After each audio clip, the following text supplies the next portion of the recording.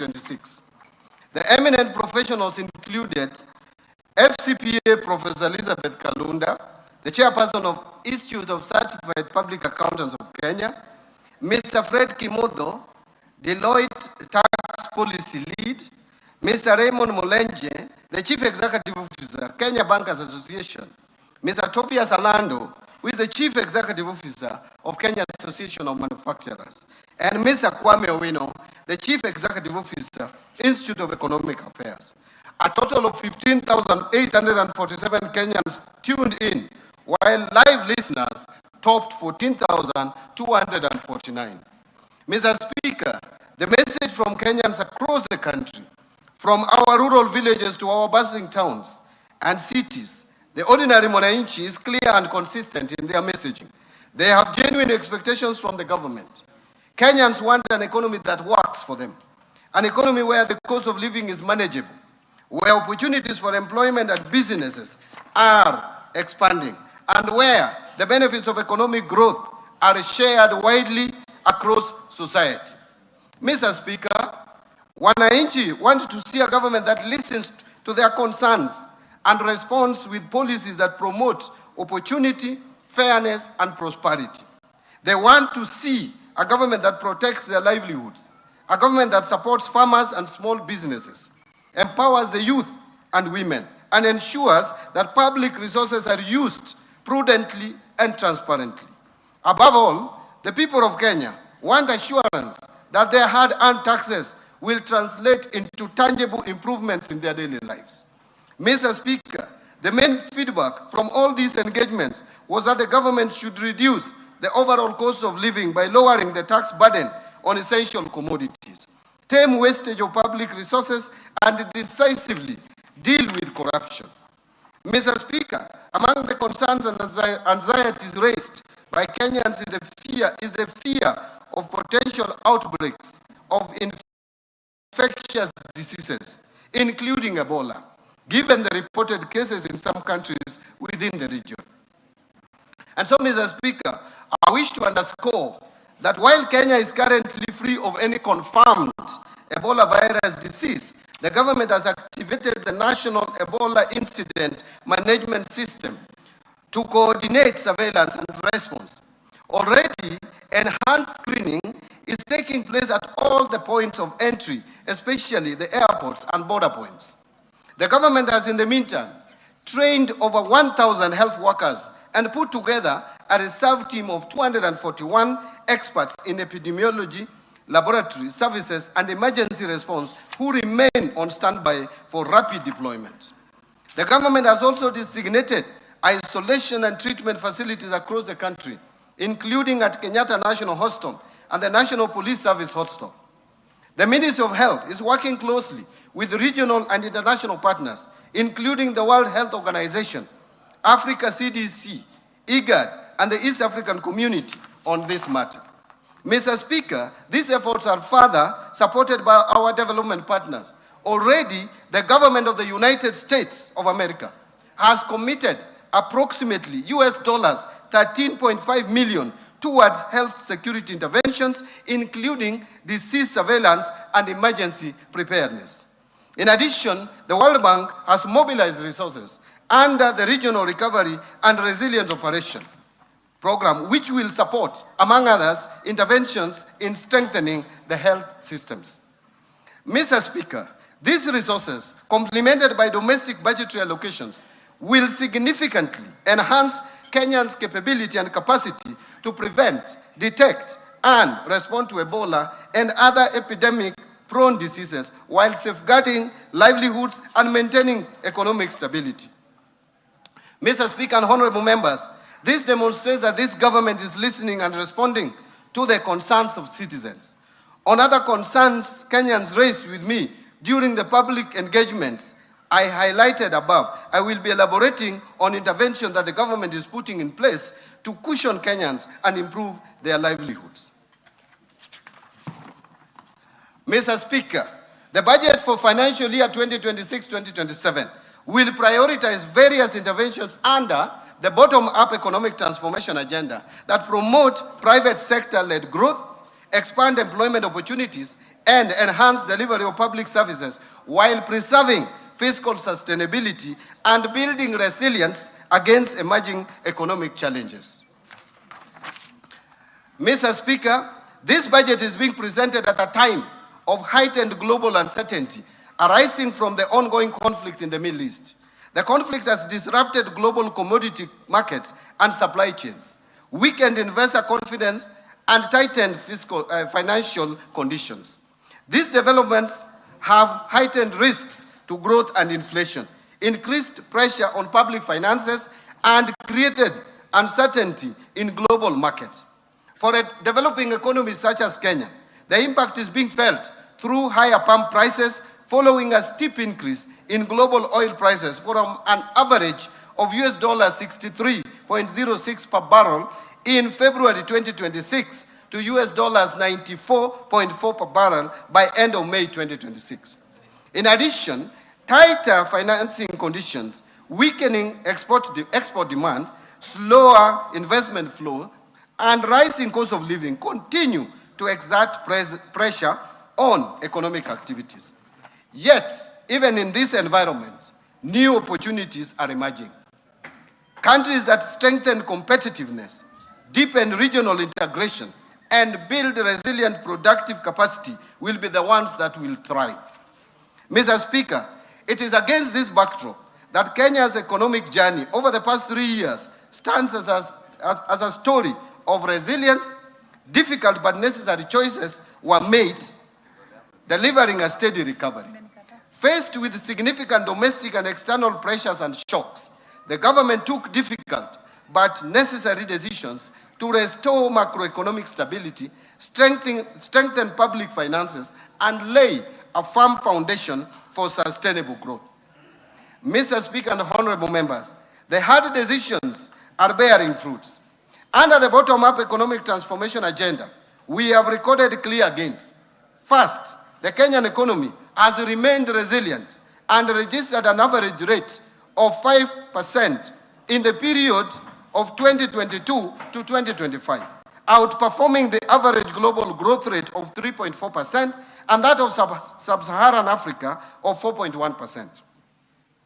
Importantly, macroeconomic stability has been preserved. Confidence in our economy has actually strengthened, and the foundation for sustained growth are now firmly in place. Macroeconomic fundamentals such as inflation and exchange rate have strongly rebounded and are projected to remain stable. Interest rates have declined, supporting growth in private sector credit from the banking industry. We have also accumulated the highest levels of official foreign exchange reserves of US $13.2 billion, which is equivalent to 5.6 months of import cover by May 2026, providing adequate cover and a buffer against short-term domestic and external shocks. Mr. Speaker, let me mention some of the key achievements. Since the rollout of BETTER, or Bottom-Up Economic Transformation Agenda, the agriculture sector has registered key gains that include the following: reduced fertilizer costs through government subsidy programs, increased marketed agricultural production, expanded food security interventions, and strengthened farmer support services targeting both smallholder and commercial farmers. Specifically, fertilizer disbursements under the fertilizer subsidy program have increased substantially to 21.3 million bags in 2025 from, listen to this, 1.4 million bags disbursed in 2022. While the cost of a 50-kilogram bag of fertilizer declined from 7,500 shillings per bag to 2,500 shillings per bag. As a result of this, farmers realized estimated savings of approximately 105 billion shillings over a 2-year period, enabling increased investment in production. Agricultural production has increased significantly between 2022 and 2025. For example, maize production almost doubling to 67 million bags in 2025 from 34 million bags in 2022. While maize imports have declined substantially to 3.3 million bags from 9.9 million bags over the same period, reflecting improved domestic efficiency. The increased production contributed to a decline of retail prices of a 2 kilogram packet of maize flour from an average of 250 shillings to an average of 165 shillings over the same period. Paddy rice production also increased significantly to 303,724 metric tons in 2025 from 192,299 metric tons in 2022. To support expanded cultivation, the area under rice production in public irrigation schemes increased from 48,324 acres to 71,624 acres. Potato production increased to 2.5 million tons in 2025 from 1.8 million tons in 2022. And milk production increased to 5.5 million liters in 2025 from 4.6 million liters. Let me repeat that. Production of milk has increased from 5.5 billion liters in 2025 from 4.6 billion liters in 2022. The increased production has improved food security, reduced dependence on food imports, and contributed to more stable food prices and higher farmer incomes. Mr. Speaker and honorable members, farmers across the other sector, various value chains, have enhanced production and benefited from higher earnings. Tea production has grown to 550.4 million kilograms in 2025 from 535 million kilograms in 2022, while tea export earnings rose significantly to Kenya shillings 187 billion from Kenya shillings 163 billion over the same period. To support rehabilitation of aging plantations and expansion of coffee acreage, the government distributed coffee seedlings progressively across the years, including 85,000 seedlings distributed in the financial year of 23-24, 809,000 seedlings in financial year 2024-2025, and 3,127,769 seedlings in financial year 2025-2026, and a further 2,242,769 coffee seedlings under the March to May 2026 long-range program.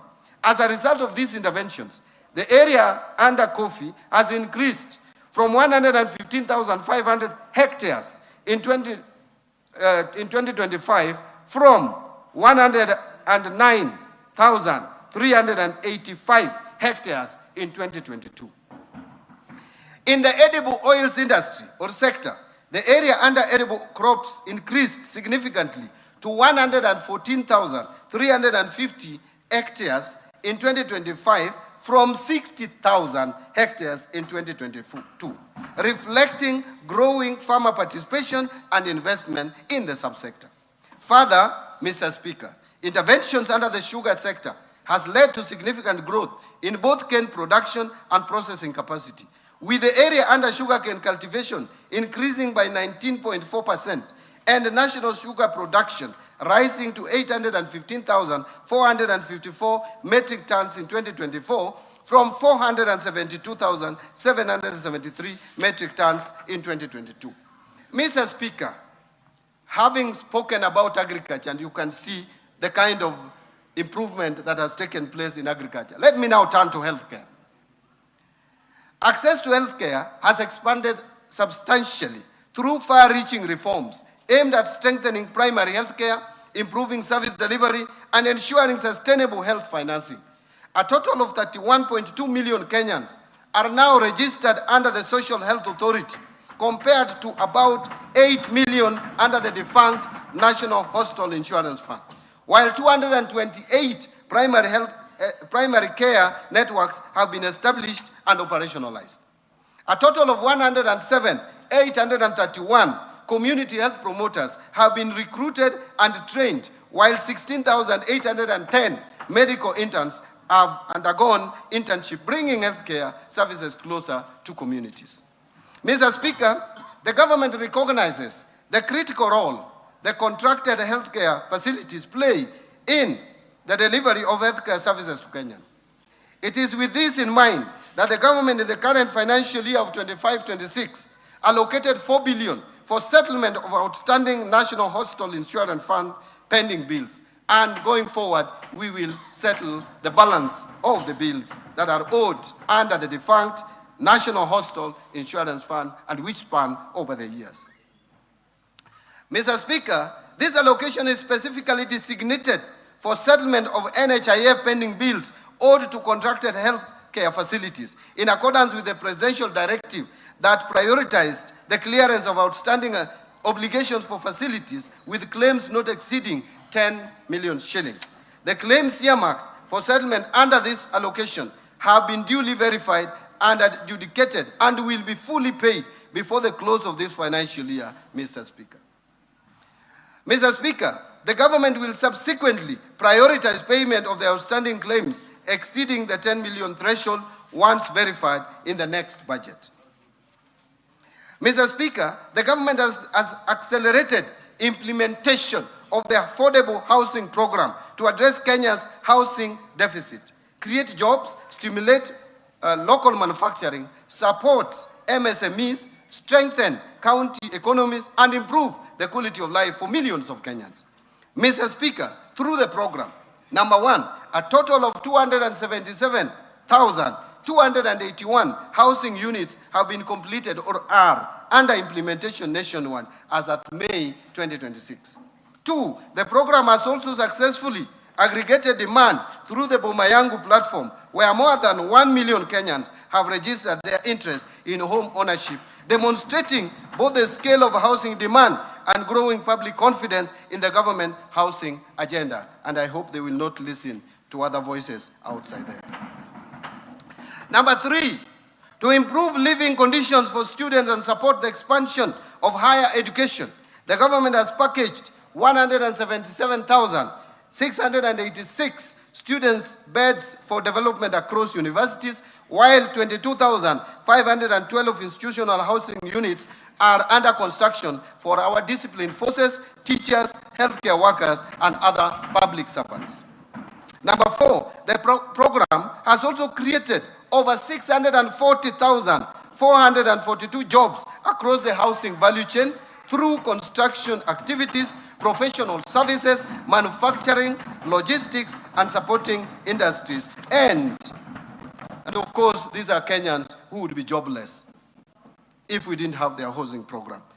And number five, under the Modern Markets program, a total of 476 markets have been packaged for development nationwide, with 354 already under implementation.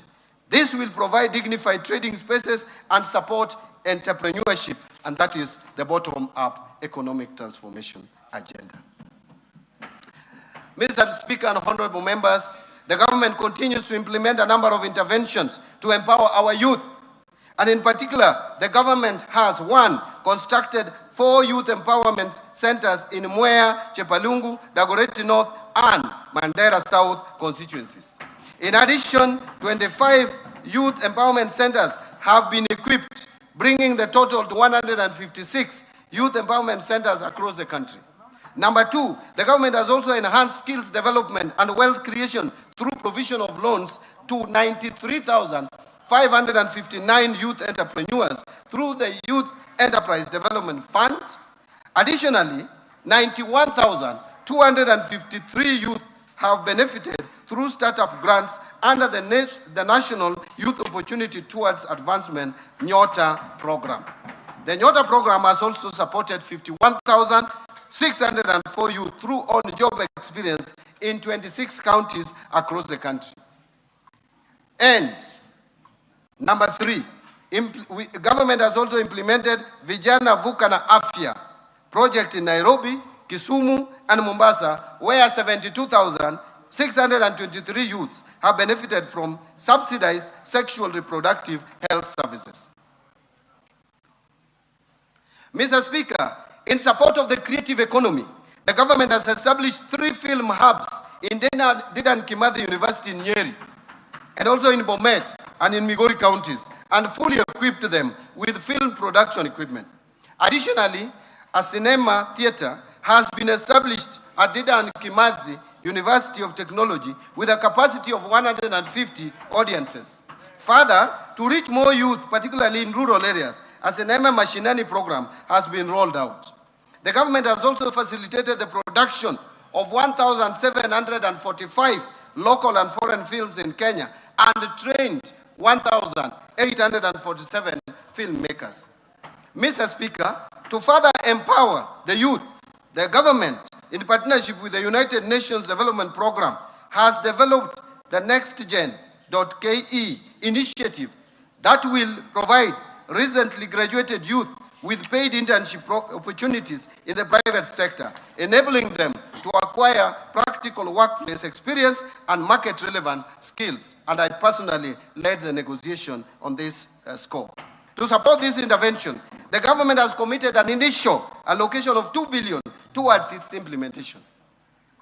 Mr. Speaker, given the scale of the youth employment challenge, the government further calls upon development partners, the private sector, philanthropic organizations, and other stakeholders to join this national effort, acknowledging that the task of creating opportunities for Kenya's youth extends beyond the capacity of government alone and requires a broad-based partnership for sustainable impact. Honorable members and Mr. Speaker and honorable members, to support MSMEs, the government has moved deliberately to put affordable credit, markets, and shared infrastructure directly into the hands of the enterprises and the young people at the base of the economy. To expand access to affordable credit, the government set up the Hustler Fund in 2022. Since then, the fund has actually disbursed 87 billion Kenya shillings to 28 million accounts and given 4.5 million people previously unscored or blacklisted Kenyans a formal credit history for the first time. Mr. Speaker, under the Nyota program, more than 5.6 billion has been invested in business skills training, mentorship, and startup capital, benefiting at least 84 youths in each of the country's 1,450 wards.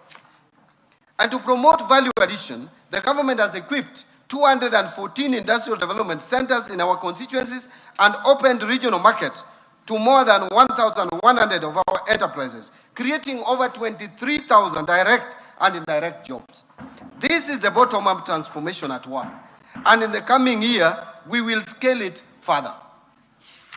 Mr. Speaker, the sustained investment by the government since 2022 has improved infrastructure development, thereby enhancing connectivity, boosting manufacturing, facilitating trade, and enhancing access to markets and essential services.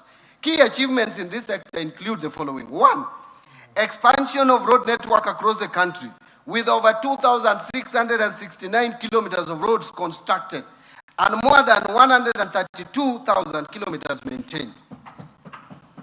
Number 2, increase country's installed electricity generation capacity to 3,272 megawatts as at April 2026, with additional capacity expected from the 35 megawatts Globek power plant. To improve energy security and reliability, the government has modernized substations, strengthened the national grid, reduced system losses, and enhanced regional power interconnections.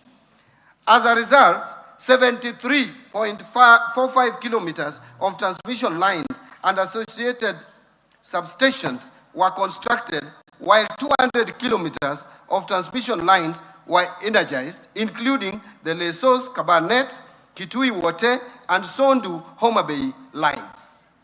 In addition, 330 kilometers of distribution lines and 7 associated substations were also completed.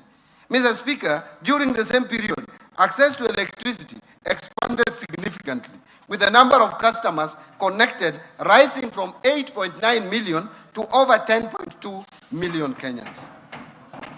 And number 3, industrialization is currently gaining momentum with 10 county aggregation and industrial parks constructed over the last 3 years to support value addition and create employment opportunities across the counties. Mr. Speaker, we have also invested heavily in critical social sectors and supported the vulnerable in the society.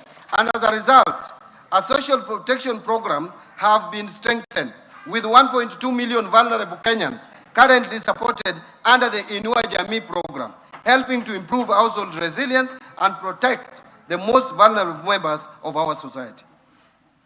And access to education and skill development has expanded through the implementation of far-reaching reforms across the education sector, including successful implementation of the competency-based curriculum. Number 2, rollout of the student-centered funding model, through which nearly 500,000 university and TVET students have benefited from scholarships and loans based on need and merit. Number 3, recruitment of 100,000 teachers to strengthen teaching capacity and improve learner outcomes, a record in the history of any government in this country.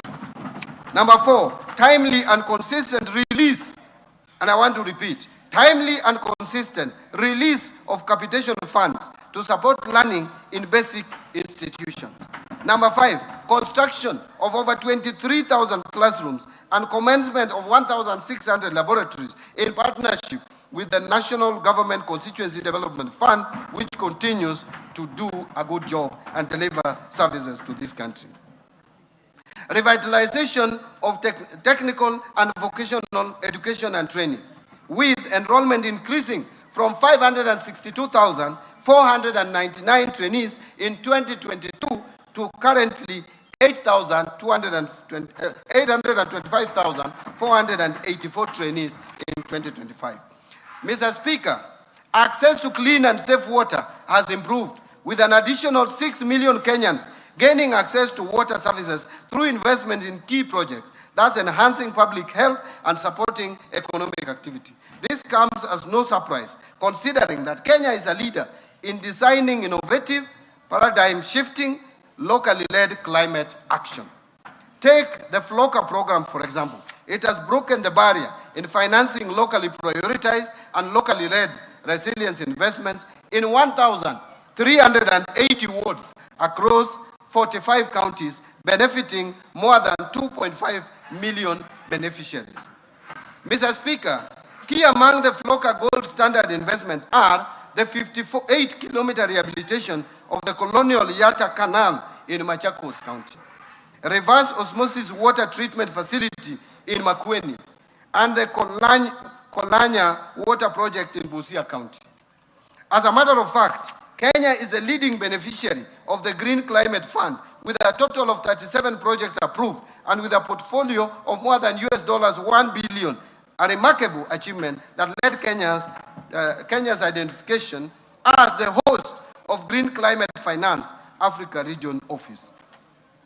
Mr. Speaker, the government has made strides in the blue economy. Gains made under it includes fish landing sites. 5 coastal counties have modern landing sites under development. Mwape in Kwale, Kenya shillings 255 million. Kidongo in Mombasa, 175 million shillings. Kilifi Central, 275 million. Kipini in Tana River, 151 million. Mokowe in Lamu, 239 million. Each of the sites includes ice and cold storage facilities, boat docking areas, processing points, ablution blocks, market stalls, and waste management system, supporting fish preservation, trade, and employment. These projects are scheduled for completion by June 2026. Also included in these gains is the lake site. There are 4 fish landing sites, 9 sites along Lake Victoria, including Asat, Ogal, Bumbe, Wichlum, Asembo Bay, Wakula, Mainuga, Nyandiwa, and Kotkachola at 1.49 billion by end of June 2026. Along Lake Turkana is also the Kalokol fish landing site, 182 million. Contractor on site includes docking facilities, cold storage, and ice plants fish processing areas, and market support infrastructure. There is also Lower Engak Fish Market, 185 million. Contractor on site, features cold storage, hygienic market stalls, and processing facilities to support fishers and traders. This is the inclusion that we need in this country. Mr. Speaker, the arid and semi-arid lands in the northern Kenya region has historically been marginalized. And to drive inclusion and transform the region, the government is implementing various interventions targeting infrastructure development and social inclusion programs. These include construction of a 750-kilometer northern Kenya Gateway Corridor that connects 3 expansive counties of Isiolo, Wajir, and Mandera to boost regional connectivity and trade. Under this, there are various ongoing roads that government is implementing with the support of development partners. Mr. Speaker, the government is also implementing various water interventions in the region through drilling and equipping of boreholes, construction of dams and water plants, and expansion of bulk water supply systems. Further, key interventions in the education sector include recruitment of 5,000 teachers in the hard-to-reach areas, integration of alternative learning systems like Duksi or Islamic religious schools and madrasa into formal education framework, construction of low-cost boarding facilities and dormitories in this region, provision of scholarships to protect vulnerable students from dropping out, and implementation of TVETs to equip pastoralist youth with hands-on skills. Finally, Mr. Speaker, devolution has been strengthened through the consistent and timely disbursement of resources to county governments, ensuring continuity in service delivery and implementation of county development programs. Since 2022, funding to county governments has steadily increased, with equitable share to counties increasing from 370 billion shillings in financial year 2022-23 budget to 428 billion Kenya shillings in the financial year 2026-27 budget. Total county allocations that include shareable revenue and additional allocations from the national government allocations, as well as donor proceeds, has therefore increased from 392 billion to 502 billion over the same period. This reflects government's unwavering commitment to safeguarding and strengthening devolution as a key pillar of inclusive national development. Mr. Speaker, while we take pride in these achievements, we cannot afford complacency. Global uncertainty persists, high cost of living continues to affect many households, youth unemployment persists, and climate. We remain mindful of all the concerns raised by Kenyans on the prevailing fiscal environment and the need for continued prudence in the management of public resources. The current fiscal position that is characterized by narrowing fiscal space calls for careful prioritization and disciplined execution of government programs. Mr. Speaker, let me speak plainly about the fiscal reality we face. Kenya's infrastructure financing deficit stands at approximately $5 billion every year. That's about 650 billion Kenya shillings. Our development budget, while growing, cannot close that gap alone. The era of financing every road, every power line, and every dam through government borrowing and taxation is over. Not because we lack ambitions, but because we have learned from the consequences of that model. Debt finance infrastructure has left us with more debt service obligations that crowd out the very spending our people need most on health, education, and social protection.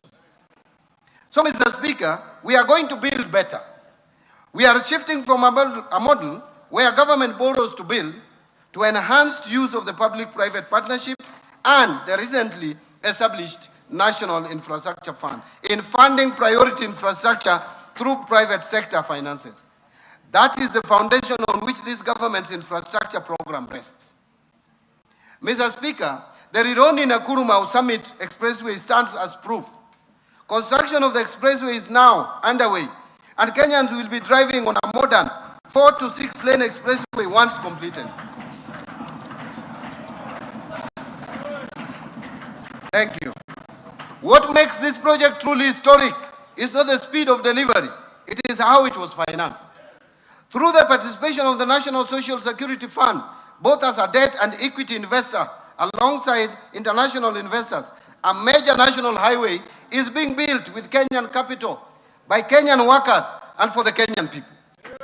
Mr. Speaker, beyond the Rironi Nakuru Mau Summit project, the government will continue executing an ambitious infrastructure development plan through the National Infrastructure Fund.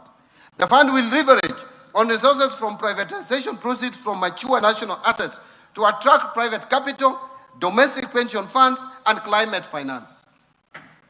Mr. Speaker, the rest of my statement now will present the economic context underpinning this budget, followed by the policy priorities, fiscal framework, expenditure proposals, and taxation measures for the financial year 2026-2027. I now turn to economic policy context, and I want to speak about the global context.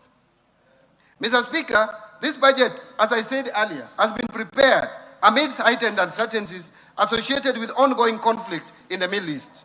The conflict has disrupted critical energy infrastructure and major shipping routes, including the Strait of Hormuz, thereby exerting upward pressure on prices of energy and food.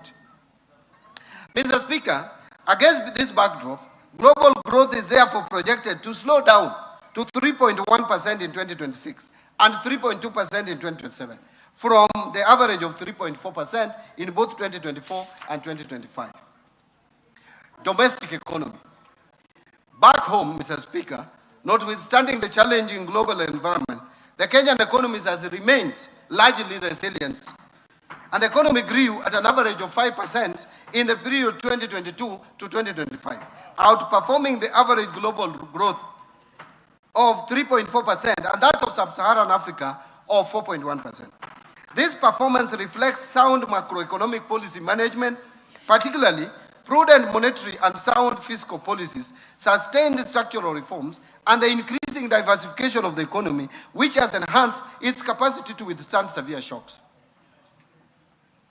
Mr. Speaker, in 2025, the economy grew by 4.6% compared to a growth rate of 4.7% in 2024.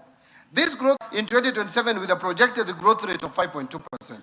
So, Mr. Speaker, macroeconomic indicators remain broadly stable through the emerging external pressures, though the emerging external pressures continue to impact domestic prices. And in particular, overall inflation increased to 6.7% in May 2026 from 5.6% in April and from 3.8% in May 2025 due to higher energy prices arising from the elevated global oil prices, but remained within the target range of plus or minus 2.5% over and above 5%. Inflation is expected to remain within the target range in the near term, assuming a de-escalation of the conflict in the Middle East and supported by appropriate monetary policy actions and government interventions. Expected stability in food prices due to favorable weather conditions and the stability in the exchange rate. Mr. Speaker, in April 2026, the government has deployed targeted stabilization measures to cushion consumers from the full impact of rising global fuel prices. These interventions include use of resources in the Petroleum Development Levy Fund to subsidize the fuel pump prices. And in addition, the government lowered the VAT rate on petroleum products for 3 months from 16% to 8%. Mr. Speaker, monetary conditions have eased considerably. This follows reduction in the central bank rate from 11.25% in December 2024 to the current rate of 8.7%. And I'm happy the CBK 2% in November 2024. Reflecting the decline in the lending rates, credit to the private sector expanded by 9.3% in the year to May 2026 from 2% in the year to May 2025 and a contraction of 1.4% in December 2024. The external sector remains resilient despite emerging risks. The current account deficit is projected at 3% of GDP in 2026 compared to 2.1% of GDP in 2025, reflecting the higher international oil prices, lower receipts from services, slower growth in remittance inflows, and reduced exports. This is due to the adverse impact of the ongoing conflict in the Middle East. At the same time, official foreign exchange reserves remains adequate, as I mentioned, at USD 13 billion in May 2026, equivalent to 5.6 months of import cover, and continues to provide adequate cover and a buffer against short-term domestic and external shocks. The exchange rate has also remained broadly stable, averaging 129.4 shillings per US dollar in May 2026. And activities in Nairobi Securities Exchange have improved over the past 1 year. The Nairobi Securities Exchange 20-share index rose by 59.9% to 3,491 points in May 2026, up from 2,183 points in May 2025, while market capitalization expanded by 61.6% to 3,412 billion from Kenya shillings 2.11 billion over the same period, trillion over the same period. However, between February and May 2026, the Nairobi Securities Exchange 20-share index declined by 5.5% as investors became cautious of the rising global uncertainty associated with the conflict in the Middle East. Mr. Speaker, the fiscal policy stance for financial year 2026-27 and the medium term is anchored on a fiscal consolidation strategy that advances the priorities of the bottom-up economic transformation agenda while safeguarding debt sustainability and provision of essential public services. The strategy will be supported by continuous domestic revenue mobilization and expenditure rationalization through targeted tax and expenditure reforms. As a result, the fiscal deficit, including grants, is projected to decline gradually from 5.5% of GDP in the financial year 26-27 to 3.3% of GDP in financial year 28-29. Risks remain, though. Domestically, climate-related shocks could disrupt agricultural production and infrastructure, while externally, geopolitical tensions, commodity price volatility, weaker global growth, and tighter financial conditions continue to adversely affect inflation, exports, and capital flows.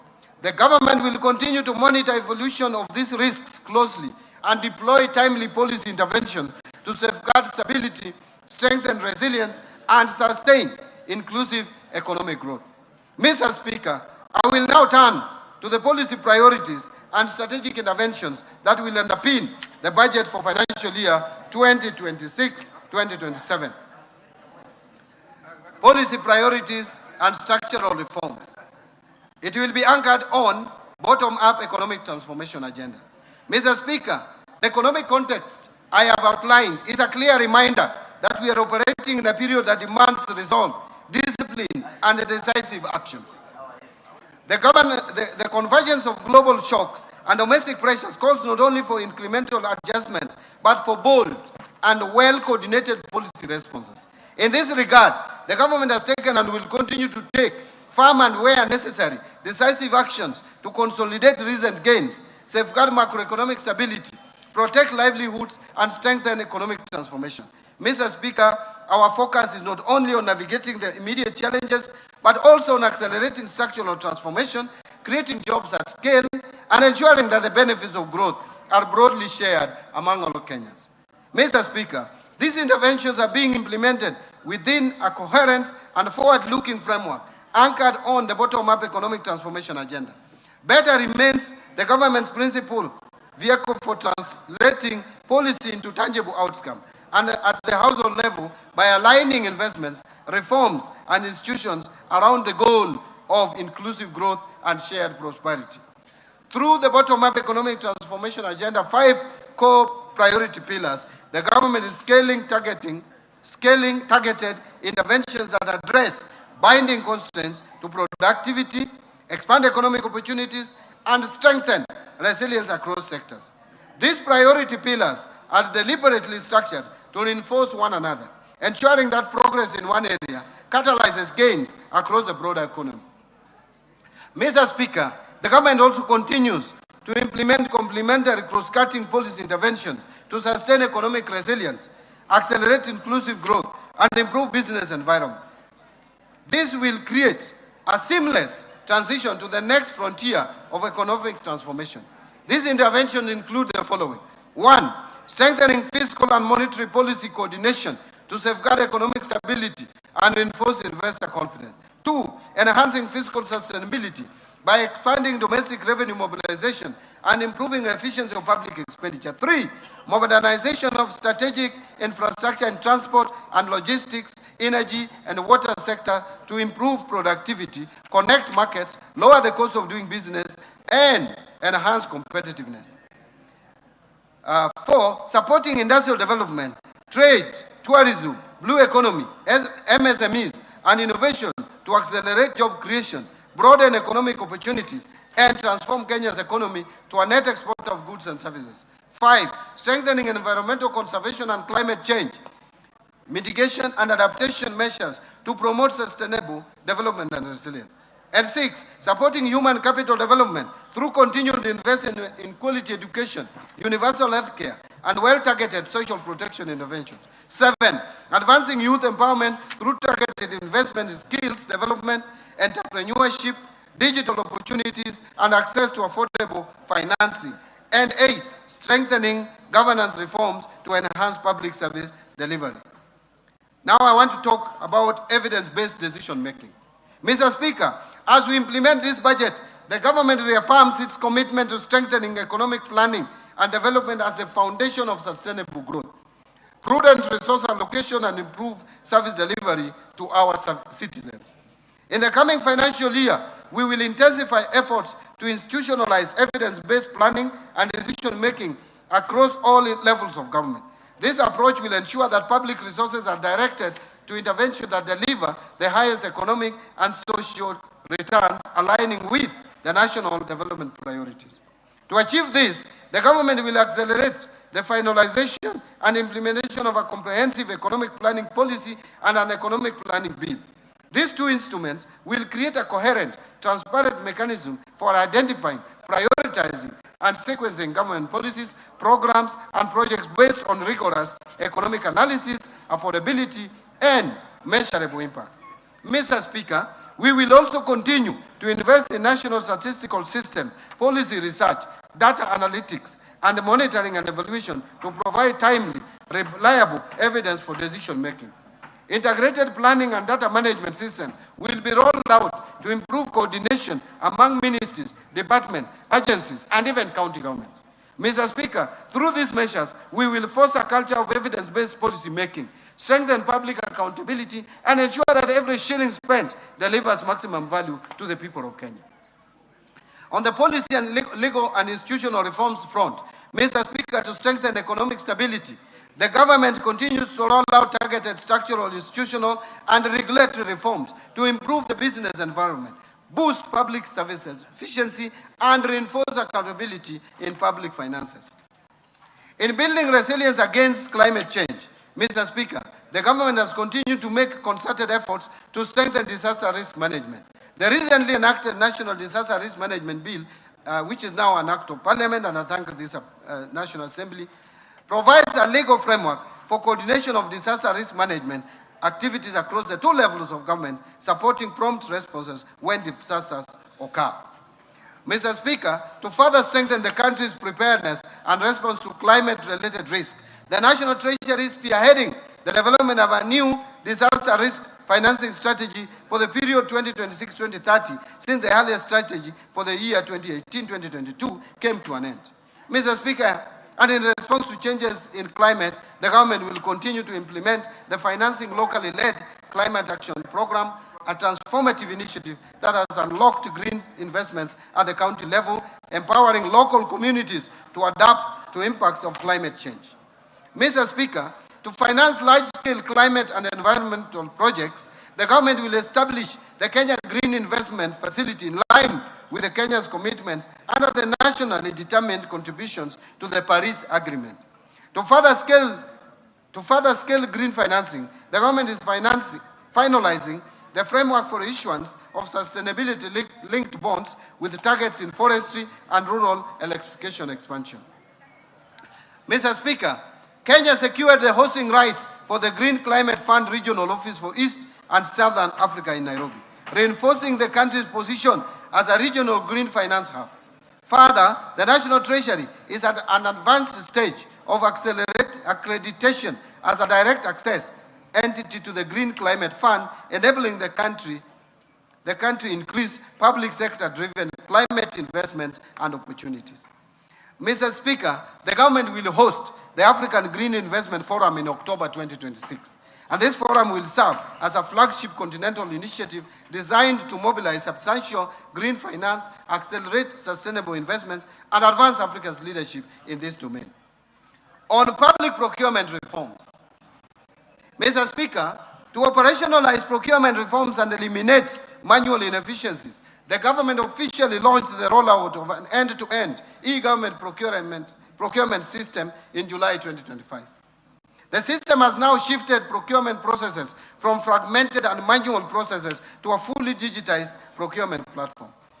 The platform has been integrated with core government systems, including IFMIS, Business Registration Services, and ITax, with initial onboarding prioritizing national government ministries, departments and agencies. State corporations and county governments will then follow.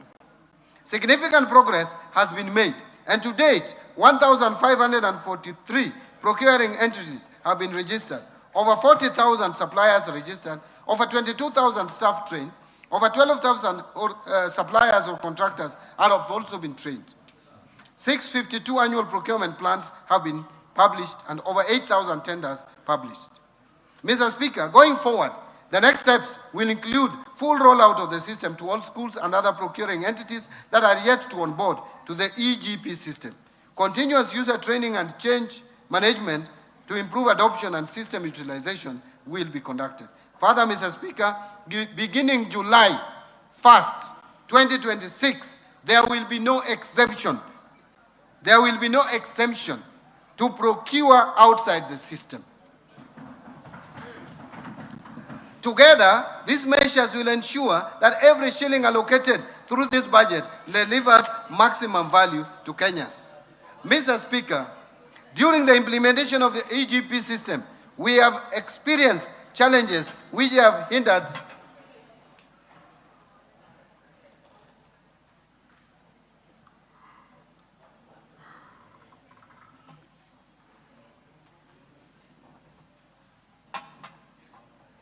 Thank you. Mr. Speaker, during the implementation of EGP system, we have experienced challenges which have hindered the seamless implementation of the system. Some of these challenges include resistance from users and litigation in the courts. Mr. Speaker, to further strengthen our procurement framework, the government developed the Public Procurement and Asset Disposal Bill, Amendment Bill 2026, among the key reform areas in the bill, which include mandatory disclosure and reporting requirements, promotion of local content, and preference and reservation schemes, especially for youth, women, and persons with disabilities, and provision of a stronger legal basis for electronic procurement and framework contracting. Mr. Speaker, I submitted this bill of 2026 to Parliament for consideration and approval. I urge the House to favorably consider the bill. I want to now speak about the reforms under the state corporations. Mr. Speaker, state corporations remain a cornerstone of Kenya's development architecture, delivering essential public services and catalyzing strategic investments. Mr. Speaker, I mentioned in my statement last year that the government embarked on a comprehensive reforms which target to streamline mandates, strengthen governance, enhance accountability, and improve operational efficiency of state-owned enterprises. Mr. Speaker, the implementation of the reforms is ongoing through a multi-agency technical working committee. In the first phase, the committee considered 23 mergers, 16 dissolutions, 7 transfers of functions back to ministries, departments and agencies, and the declassification of selected state corporations. Mr. Speaker, under phase 1 of the reforms, the committee has finalized the review of enabling legislations of the affected state corporations and drafted appropriate bills where necessary. Review of the staff complements, skills and placement deployment of those affected so as to facilitate a smooth transition and documentation of assets and liabilities of the entities identified. I submitted to this House the draft bill supporting the implementation of the reforms under Phase 1, and I urge the honorable members to favorably consider the bills to enable timely implementation of the reforms. Now let me speak about the new kid in the town, government-owned enterprises.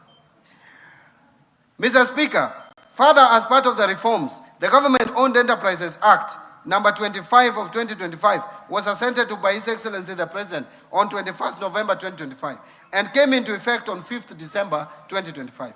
The Act provides a modern framework for the ownership, oversight and management of commercial state corporations. Under the Act, the Independent Search and Selection Panel has begun the process of recruiting independent directors of the Board of GOEs. All the government-owned enterprises are required to operate as commercial entities, that is for profit, be self-financing, be self-sustaining, and accountable to the public through the National Treasury. Let me now speak about National Infrastructure Fund.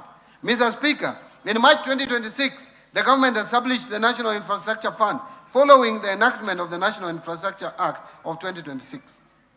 The NIF is an innovative mechanism for scaling up infrastructure development by mobilizing private capital and expertise to execute commercially viable infrastructure projects while reducing reliance on taxation and debt.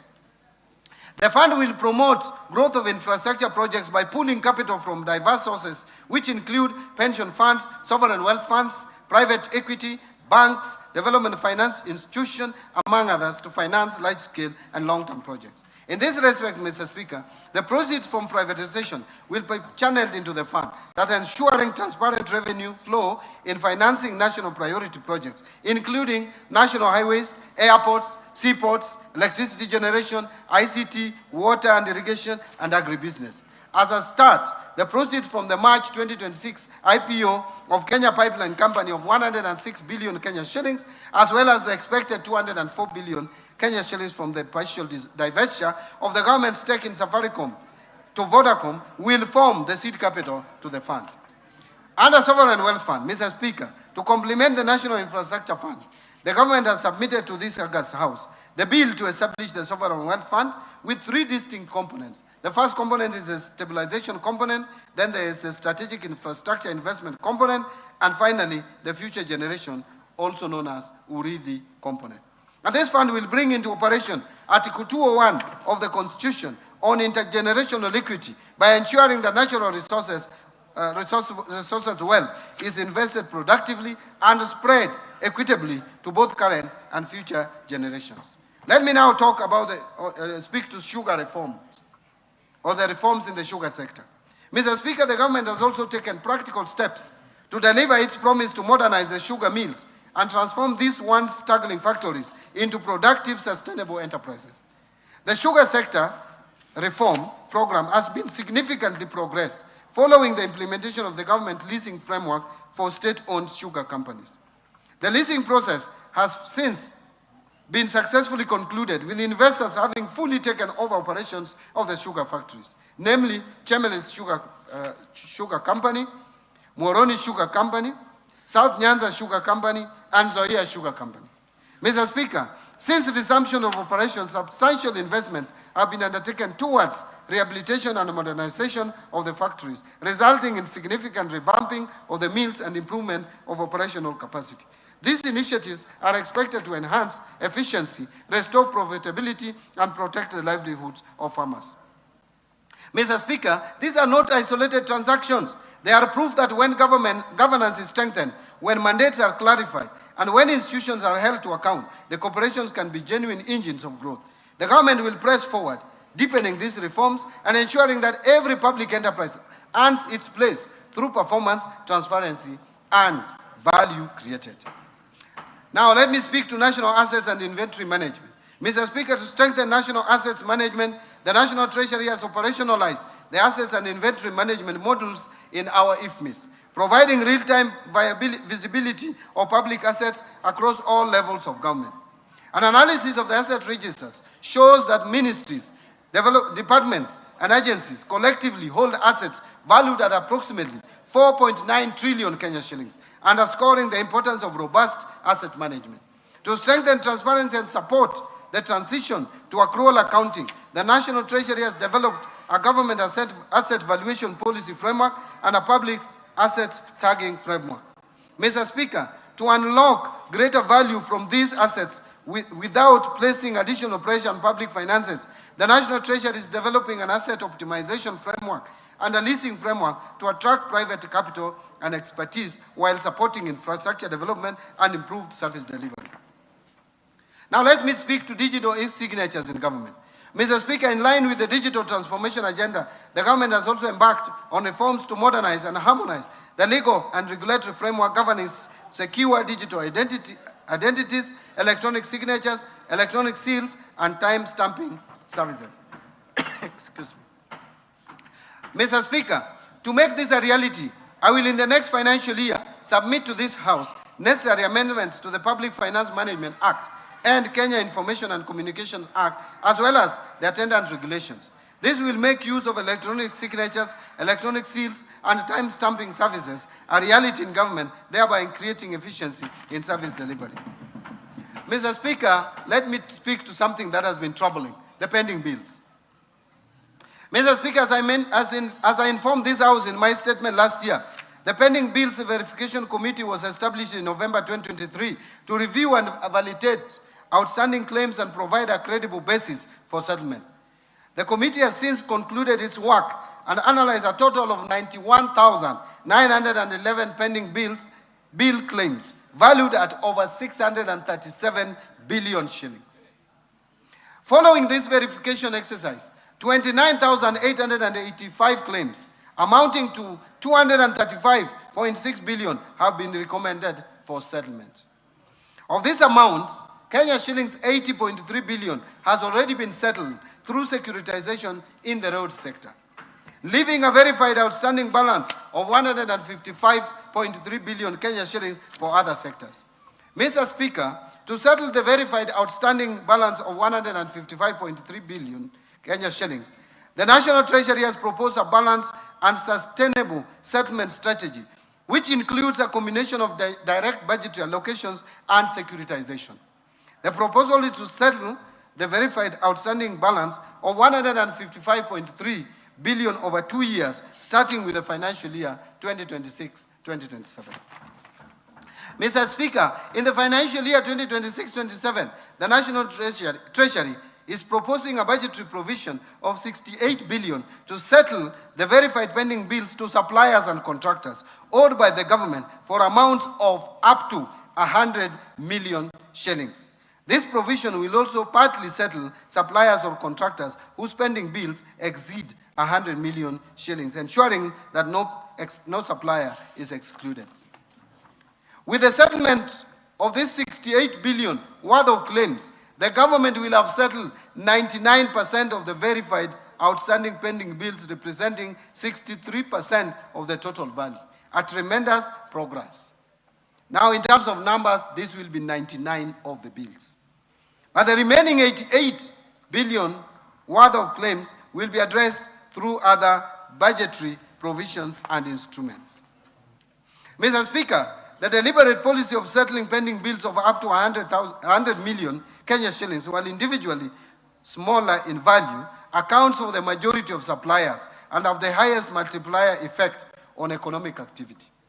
This is to ensure that the micro, small, and medium enterprises are not starved of the essential working capital, which is critical to the sustainability of their businesses. Financial sector reforms. Mr. Speaker, Kenya's financial sector remains strong and continues to support households, businesses, savings, and investment across the country. Mr. Speaker, today, the banking sector remains strong, very stable and profitable, supported by adequate capital and liquidity buffers. In the year to March 2026, total banking sector assets grew by 13.8% from 7.7 trillion to 8.7 trillion, and profitability increased by 13.6% from 73 billion Kenya shillings to 83.5 billion. Mr. Speaker, to strengthen the banking sector's resilience, deepen competition, and improve access to credit for households and businesses, the government is implementing the following reforms. 1. Progressive increase in minimum core capital requirements for commercial banks from 1 billion to 10 billion by December 2029. 2. Lifted the moratorium on licensing of new commercial banks effective 1st July 2025. 3, implementation of the revised risk-based credit pricing model anchored on the Kenya shilling overnight interbank average to enhance transparency and fairness in loan pricing and strengthen monetary policy transmission. And number 4, implementation of the Banking Penalties Regulations 2025 to strengthen enforcement, governance, accountability, and compliance in the banking sector. Mr. Speaker, to strengthen banking sector's resilience and stability, the Business Laws Amendment Act of 2024 requires commercial banks to progressively raise the minimum core capital from 1 billion to 10 billion Kenya shillings by 2029 through targeted milestones. Mr. Speaker, while the government firmly upholds the strategic necessity of raising the minimum core capital, it is prudent that this transition be managed in a manner that is least disruptive to credit access and financial services delivery, particularly to the micro, small, and medium enterprise segment and other niche markets currently served by the banking industry. Mr. Speaker, to allow flexibility in achieving this objective and following wide consultation, especially with Kenya Bankers Association, I will be proposing amendments to the timeline specified in the Business Laws Amendment Act of 2024 to allow commercial banks raise the minimum core capital to 10 billion by 31st December 2032 without their new annual milestones. This will provide the flexibility necessary for institutions to pursue measured, commercially sound, and market-sensitive capital-raising strategies in a manner that preserves shareholder value and sustains investor confidence. Mr. Speaker, to make it easier and cheaper for Kenyans and businesses to send and receive money across East Africa region, partner states are working to connect their financial system as per the East African Community Payment System Master Plan of 2025 so that transactions are faster, more affordable, and more efficient to support trade and regional integration. Mr. Speaker, to safeguard the country against illicit financial flows, the government has, over the last 2 years, undertaken far-reaching reforms aimed at strengthening our anti-money laundering, counter-financing of terrorism, and counter-proliferation financing framework following the country's placement on the Financial Action Task Force Grey List in February 2024. These reforms include the adoption of the Virtual Asset Service Providers legal framework, strengthening beneficial ownership transparency, enhancing risk-based supervision across financial and designated non-financial business and professions sectors, improving interagency collaboration, and increasing investigations, prosecutions, and asset recovery efforts relating to money laundering and terrorism financing offenses. Further, Mr. Speaker, reporting institutions have continued to enhance compliance with AML and CFT obligations, thereby reinforcing the integrity and resilience of our financial system.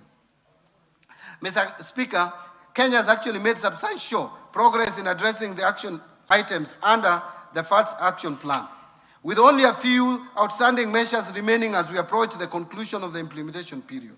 The government remains fully committed to finalizing the remaining reforms and securing Kenya's exit from the grey list at the earliest opportunity. These achievements demonstrate our unwavering resolve to align Kenya with the international best practices, safeguard the country against illicit financial flows, and strengthen investor confidence in our economy. And Mr. Speaker, the government is also supporting innovation in financial services through the implementation of the Virtual Asset Service Providers Act of 2025. And in this regard, we have developed regulations to govern virtual asset service providers.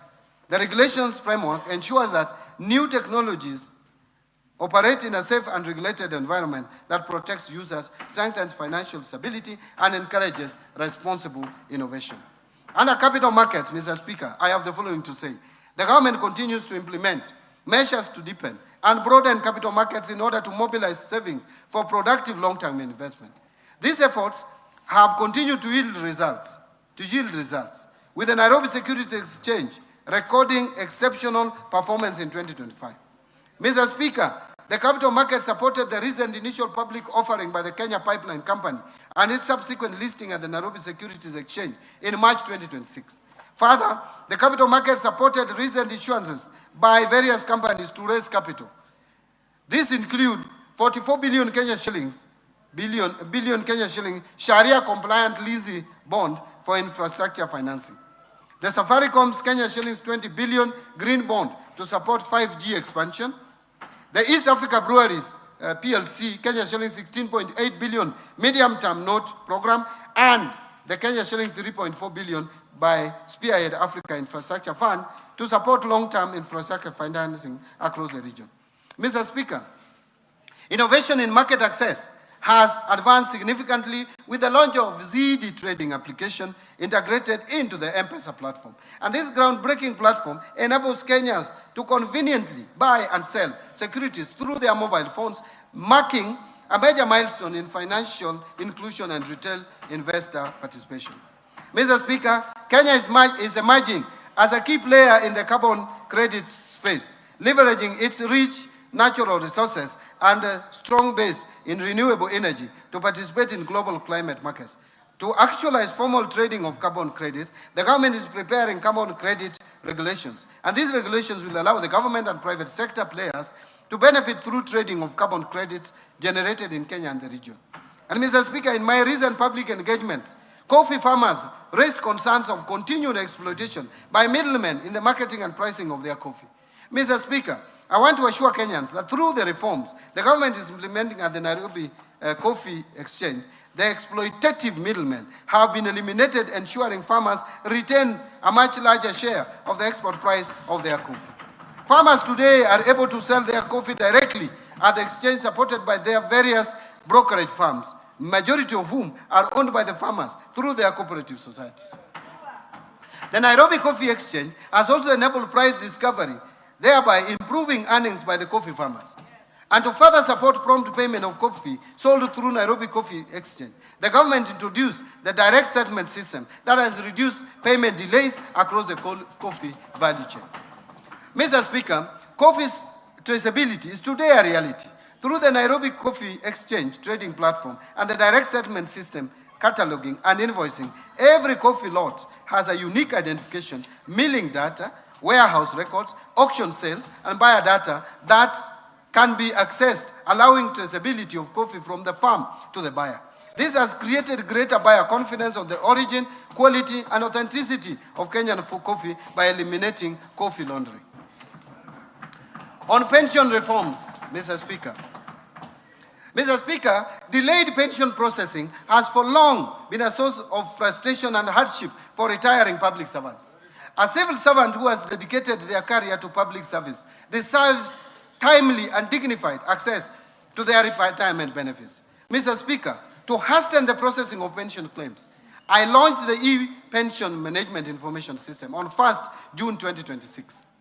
Following this launch, we have now discontinued manual submission of pension claims unless expressly authorized by the National Treasury. Mr. Speaker, to ensure this reform delivers a lasting impact, ministries, departments, and agencies are now required to initiate pension claims at least 9 months before a public officer's retirement date.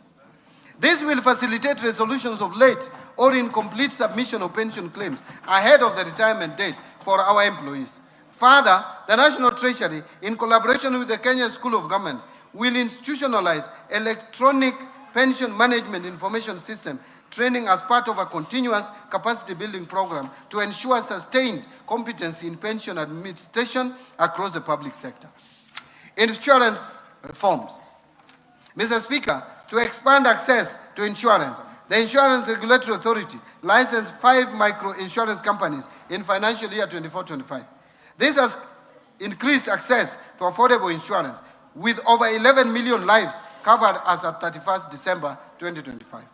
Mr. Speaker, to strengthen climate resilience, the government is promoting agricultural and index-based insurance products. Through the drive, which is de-risking, inclusivity, and value enhancement, livestock insurance project, over 2.7 million livestock valued at 29.3 billion have been insured, while payouts exceeding 648 million have supported pastoral communities affected by drought since 2023. Further, the government has initiated amendments to the Insurance Act to establish agricultural insurance as a standalone class of insurance business.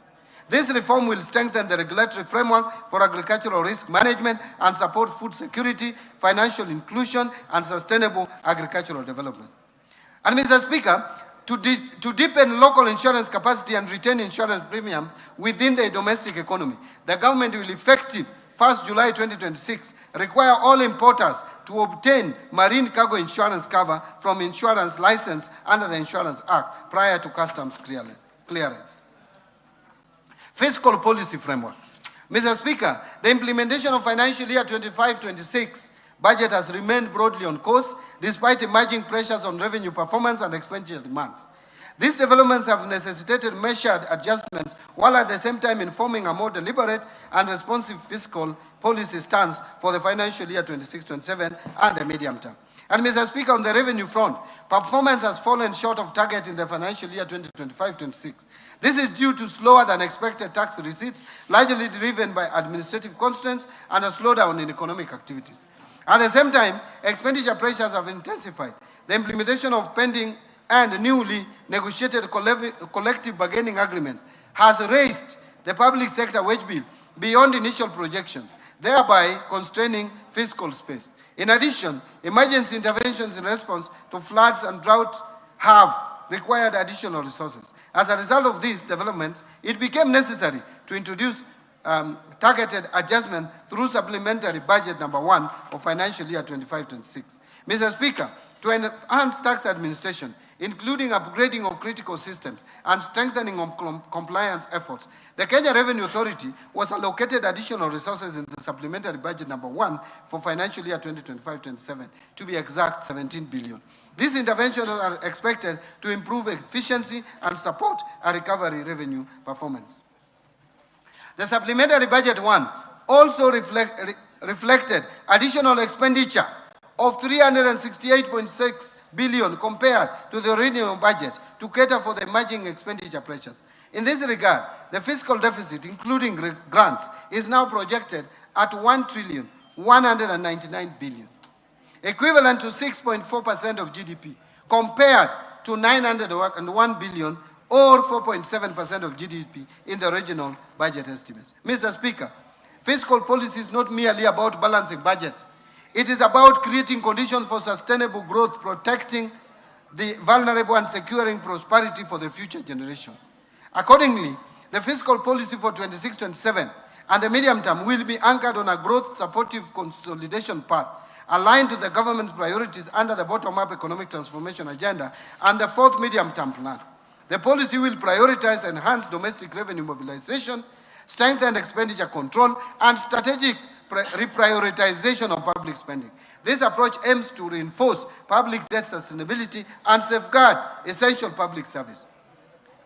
Now let me turn to domestic revenue mobilization. Mr. Speaker, every shilling of development begins with every shilling of revenue collected fairly, efficiently, and transparently. To boost revenues, the government will continue to strengthen implementation of the national tax policy and medium-term revenue strategy, aimed at simplifying tax laws, rationalizing tax expenditures, and creating a fair, predictable, and efficient tax systems. Mr. Speaker, the Kenya Revenue Authority has intensified reforms to modernize tax administration, enhance compliance, and improve service delivery through technology and innovation. Notable progress has been made in expanding the electronic tax invoice management system, with over 655,000 taxpayers now onboarded, significantly enhancing transaction visibility and strengthening VAT compliance. Integration between iTax and customs systems has improved end-to-end taxpayer visibility, while the rollout of the electronic rental income tax system has simplified. I want to repeat that. While the rollout of the electronic rental income tax system has simplified compliance with the rental sector. So we have already implemented the system that I think some people are still dreaming about out there. Mr. Speaker, the Kenya Revenue Authority has also strengthened enforcement through data-driven compliance strategies, artificial intelligence, and non-intrusive cargo scanning technologies, enhancing the detection of illicit trade and reducing revenue leakages. As a result, the active taxpayer base increased by 82,000 to over 6.6 million taxpayers as at March 2026, from 6.5 million as at March 2025, reflecting a growing voluntary compliance and improved taxpayer engagement. And I want to thank Kenyans for this. Mr. Speaker, service delivery, and trade facilitation have equally improved through initiatives such as Huduma Popote and enhanced customs systems, which have reduced cargo clearance times and improved operational efficiency. Mr. Speaker, in the financial year 26-27, Kenya Revenue Authority will intensify reforms to strengthen revenue mobilization, modernize tax administration, and improve taxpayer experience through the following measures. Number one, roll out integrated digital tax administration and revenue monitoring systems, including the domestic tax administration system, expanded electronic invoicing, virtual electronic tax registers, enhanced point-of-sale integration, and the e-customs mobile application to improve efficiency, compliance, and real-time visibility of transactions. Number two, implement device identification and registration and strengthen exchange of information frameworks to combat tax evasion, illicit trade, and cross-border revenue leakages. Number three, simplifies taxpayer processes through pre-populated returns, streamlined digital payment solutions, and expanded digital service delivery platforms to reduce the cost and burden of compliance. And number four, expand taxpayer outreach and support through initiatives such as Ushuru GPT, Omni-channel customer engagement system, Huduma Popote, and Ushuru Mashinani to enhance accessibility and responsiveness. Number five, strengthen enforcement, compliance, and revenue assurance through advanced data analytics, artificial intelligence, and integrated investigation and case management system. And number six, invest in core ICT infrastructure, integrated enterprise platform, and cybersecurity system to safeguard the integrity, resilience, and efficiency of revenue administration. So, Mr. Speaker, the government will continue to scale up non-tax revenues by strengthening the capacity of ministries, departments, and agencies to efficiently generate income from public services while enhancing their operational systems to improve efficiency and overall revenue performance. Now, I want to speak to improving efficiency of the public expenditure. Mr. Speaker, raising revenue is only half the equation. Ensuring that every shilling delivers maximum value is equally important. And in order to improve the efficiency and value for money of public expenditure, the government is implementing targeted reforms to strengthen expenditure controls, enhance transparency, and improve public sector efficiency. These reforms include the full rollout of e-government procurement, completion of key treasury single account reforms, and transition to accrual-based accounting to strengthen cash management, fiscal oversight, and financial reporting. The government will also deepen public financial management reforms through the entrenchment of zero-based budgeting, digitization and automation of pension and payroll administration, and strengthen the human resource management system to enhance efficiency, accountability, and service delivery across the public sector.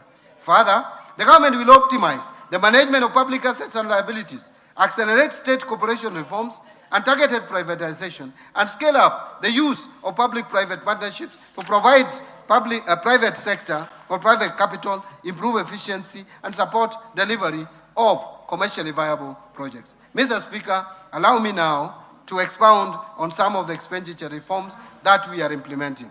One, migration to accrual accounting. Mr. Speaker, effective public finance management begins with what we own, what we owe, and how public resources are being utilized. To improve cash management, the government is implementing one of the most significant financial management reforms in Kenya's history. The transition from cash basis to accrual basis of accounting under the International Public Sector Accounting Standards. Following Cabinet approval of the transition roadmap in March 2024, implementation commenced in financial year 2024-25 through a structured 3-year phased approach led by the National Treasury.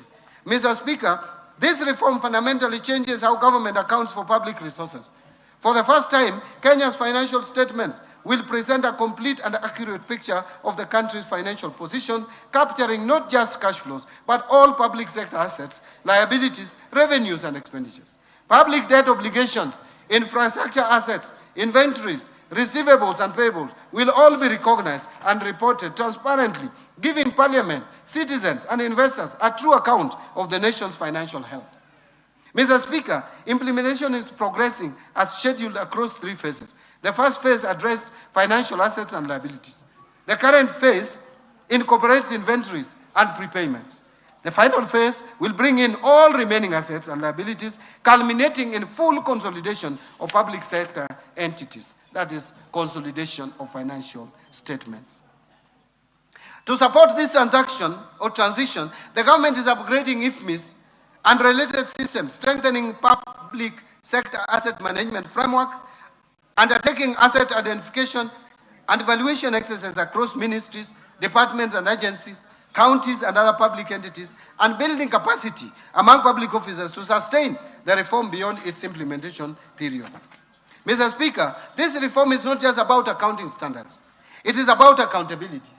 It's about ensuring that those entrusted with public resources can be held to a higher standard of transparency and reinforcing public confidence in the stewardship of national resources. Number two is the Treasury single account. Mr. Speaker, as I had informed this House in last year's budget statement, the government has been implementing the Treasury single account framework to strengthen cash management and improve efficiency of public financial operations. Following the successful rollout of the Treasury single account to all ministries, the government has reduced the cost of overdraft financing from Central Bank of Kenya by 61% in this financial year, translating into substantial savings. I want again to pause there. I saw some people talking about reforming this so that there can be savings.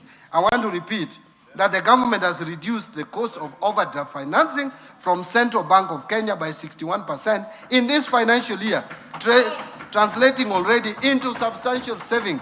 So the work that you intend to do is actually already done. Mr. Speaker, the implemented Treasury single account model directly links invoices to specific batches submitted by ministries, departments, among other enhanced features. These Treasury single account reforms have substantially improved the efficiency of government exchequer operations, delivered transparency in exchequer and cash management, and ensured that public funds are released only against verified and approved obligations, thus laying the foundation for managing pending bills, and there is going to be no more cherry picking of invoices for payments. So, Mr. Speaker, building on this momentum in the financial year 26-27, the government will expand or extend the Treasury single account framework to county governments by completing the automation of county exchequer requisition processes, after which counties will progressively migrate to a Treasury single account architecture mirroring that of the national government. And two, operationalize in collaboration with the CBK a granular data integration system to deliver real-time visibility of the cash and liquidity positions of state corporations and semi-autonomous government agencies. Mr. Speaker, taken together, these reforms represent significant modernization of our public cash management architecture. They are already delivering measurable savings, deepening fiscal transparency, and strengthening our capacity to deliver value for every shilling of public money. Let me now talk about strengthening the internal audit oversight and fiscal discipline. Mr. Speaker, every shilling entrusted to government must be accounted for and deliver value to the people of Kenya. The recurrence of audit queries and delays in implementing audit recommendations across public institutions continue to expose public resources to fiscal risk and weaken service delivery. And Mr. Speaker, to strengthen accountability, fiscal discipline, and support the government's zero-fault audit initiative, the government will introduce amendments to the Public Finance Management Act and related regulations to strengthen the mandate of the Office of the Internal Auditor General, and enhance oversight across the public sector. I am strengthening the Office of the Internal Audit. The reforms will establish a framework for tracking the implementation of audit recommendations and resolutions issued by Parliament, the Office of the Auditor General, audit committees, and other oversight institutions, with the clear accountability mechanisms for non-compliance. The government will also strengthen internal audit functions across public entities, roll out integrated internal audit management system, and enhance the adoption of enterprise risk management to improve the identification and mitigation of fiscal and operational risk. Mr. Speaker, these reforms will strengthen transparency, internal controls, and prudent management of public resources while improving accountability and service delivery across government. Now let me turn to revenue projections for 2026-2027. Mr. Speaker, our fiscal projections reflect a careful balance between ambition and realism, ensuring that we live within our means while investing in our future. Based on the outlined policy measures, total revenue collection, including appropriation in aid, for the financial year 2026-27 is projected to be 3,630.5 billion, which is equivalent to 17.4% of our GDP. Of this, ordinary revenue is projected at 2,985.7 billion, equivalent to 14.3% of the gross domestic product. And ministerial appropriation in aid is projected at 644.8 billion, equivalent to 3.1% of GDP. Grants are projected at 43.6 billion or 0.2% of GDP. Expenditure projections. Mr. Speaker, total expenditure in the financial year 2026-27 budget is projected at 4,820.4 billion, equivalent to 23.2% of GDP. And of this, recurrent expenditure will amount to 3,568.4 billion, which is equivalent to 17.1% of GDP, and development expenditure, including allocations to domestic and foreign finance projects, contingency fund, and equalization fund, will amount to 750 billion shillings, which is equivalent to 3.6% of GDP. Total allocation to county governments is projected at 502 billion shillings, of which 428 billion is equitable share, and 74 billion is additional allocations from the national government's share of revenue, and loans and grants from development partners. So 16.6 billion national government, and loans and grants 57.4 billion. Financing deficit, fiscal deficit and financing. Mr. Speaker, the resultant fiscal deficit, including grants, is projected at 1,146.2 billion, equivalent to 5.5% of GDP. The fiscal deficit will be financed by net external borrowing of 116.2 billion, equivalent to 0.6% of GDP, and net domestic borrowing of 1,030 billion, which is equivalent to 4.9% of GDP. Public debt management. That leads us to discussion on public debt management. Mr. Speaker, debt is a tool for development, but only when managed prudently and sustainably. To preserve debt sustainability and strengthen economic resilience, the government will continue implementing fiscal consolidation measures anchored on enhanced domestic revenue mobilization, strict expenditure controls, and improved efficiency in public spending. Given these reforms, the present value of public debt to GDP is projected to decline steadily towards the approved debt anchor over the medium term.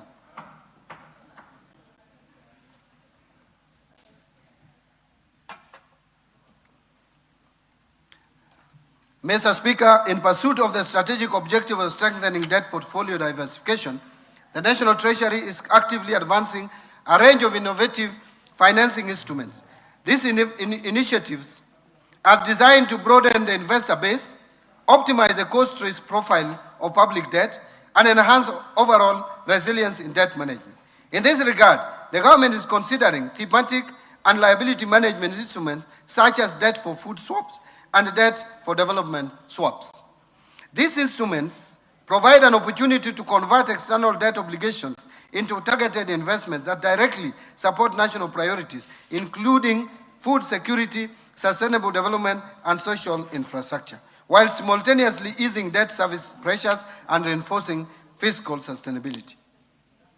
Mr. Speaker, further to this, the government is also evaluating opportunities to access new and diversified international capital markets. This includes the potential issuance of samurai bonds in the Japanese market, and a lot of progress has been made in this area, and panda bonds in the Chinese domestic market. By tapping into these markets, the government stands to benefit from deep and diversified pools of capital, secure potentially competitive financing terms, and promote currency diversification within the debt portfolio, thereby reducing reliance on traditional funding sources. Mr. Speaker, complementing these efforts and in recognition of the growing global demand for ethical and faith-based financing, the government is considering the introduction of sukuk instruments. These Sharia-compliant securities, which are structured on asset-backed or asset-based principles, will enable the government to access liquidity from Islamic finance markets. This will not only expand the investor base to include investors with Sharia compliance mandate, but also promote financial inclusion and contribute to the deepening of domestic and international capital markets. Collectively, these initiatives underscore a forward-looking and proactive approach to public debt management, one that emphasizes innovation, prudent risk management, and alignment with both domestic development priorities and evolving global financing trends. Mr. Speaker, to further strengthen transparency, coordination, and efficiency in the implementation of externally funded projects, the National Treasury has spearheaded the development of the Development Project Management Information System. This innovative digital platform will serve as a centralized repository for real-time tracking of project implementation, monitoring of disbursement, and alignment of outcomes with national development priorities. By enhancing project oversight and accountability, this system represents a significant step towards ensuring that externally mobilized resources are utilized effectively and that every shilling delivers value for money and tangible impact for our citizens. Let me now talk about public-private partnership framework. Mr. Speaker, the scale of Kenya's development ambitions demands that we leverage not only public resources, but also the capital, innovation, and expertise of the private sector. Public-private partnerships have therefore become a central pillar of our development financing strategy. Beyond mobilizing additional resources, public-private partnerships enable the government to harness private sector innovation, technical expertise, operational efficiency, and risk-sharing arrangements that enhance project delivery while preserving fiscal sustainability.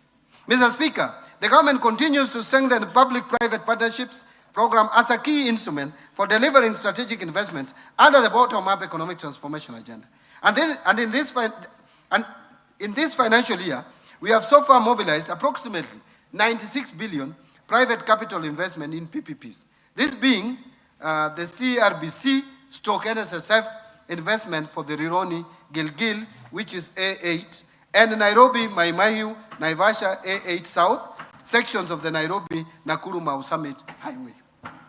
Building on this momentum, the government targets to mobilize at least 70 billion through PPP investments in the financial year 26-27 across the energy, transport, water, housing, health, and digital infrastructure sectors. Mr. Speaker, other priority projects besides the Nairobi Nakuru Mau Summit project include the Nairobi Mombasa Expressway and the Mau Summit Eldoret Malaba Highway, which will strengthen regional connectivity and facilitate trade along the northern corridor.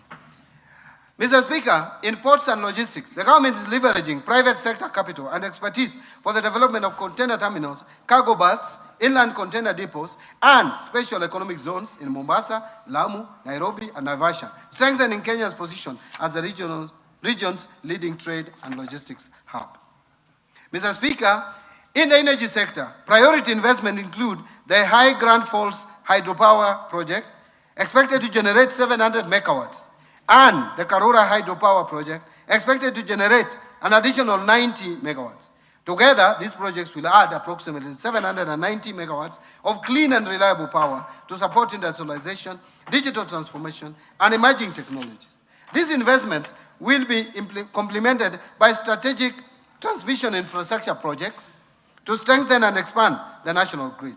Mr. Speaker, in the water sector, the government is advancing key dam projects, including Radat Dam, Barsalinga Dam, Lowat Dam, and Soin Koru Dam, which will enhance water security, irrigation, food production, and climate resilience in some of the country's most water-stressed regions. Mr. Speaker, in the ICT sector, the Kenya National Data Center, PPP, and the Konza Data Center project will strengthen Kenya's digital infrastructure, support data sovereignty, and position the country as a leading digital and innovation hub in the East African region. Mr. Speaker, together these projects represent investment valued at over $10 billion and will support economic growth, improve service delivery, create jobs, and strengthen Kenya's productive capacity. Mr. Speaker, to accelerate project origination and preparation, the National Treasury has established a framework for rapid results initiative, bringing together ministries, departments, and agencies to identify, develop, and fast-track investment opportunities in priority beta sectors. Mr. Speaker, the National Treasury is also at the tail end of finalizing all the required PPP regulations and guidelines to fully operationalize the PPP Act. This is in addition to the recently issued circular on mandatory disclosure requirements for all privately initiated proposals. These circulars aim to enhance uniformity, transparency, accountability, and build public trust by enabling timely disclosures, integrity, and standard reporting. Mr. Speaker, as we expand the PPP program, we remain committed to increasing the participation of Kenyan enterprises, investors, and financial institutions to promote local ownership, domestic value creation, and reduce foreign exchange risk. In this regard, the National Infrastructure Fund will play a key role in mobilizing long-term domestic capital and supporting local participation in infrastructure financing. Mr. Speaker, our pension funds, insurance companies, SACCOs, and retail investors will increasingly have opportunity to participate in strategic national investments, ensuring that the benefits and returns generated by these projects accrue to Kenyan citizens while supporting long-term economic transformation. And Mr. Speaker, by mobilizing domestic savings and channeling them into productive investment, we are creating a model of growth that is owned, financed, and sustained by Kenyans. Kenya is not just open for business. Kenya is investing in itself. Now let me turn to resource allocations. Mr. Speaker, over the past 3 years, we have laid a firm foundation for inclusive growth.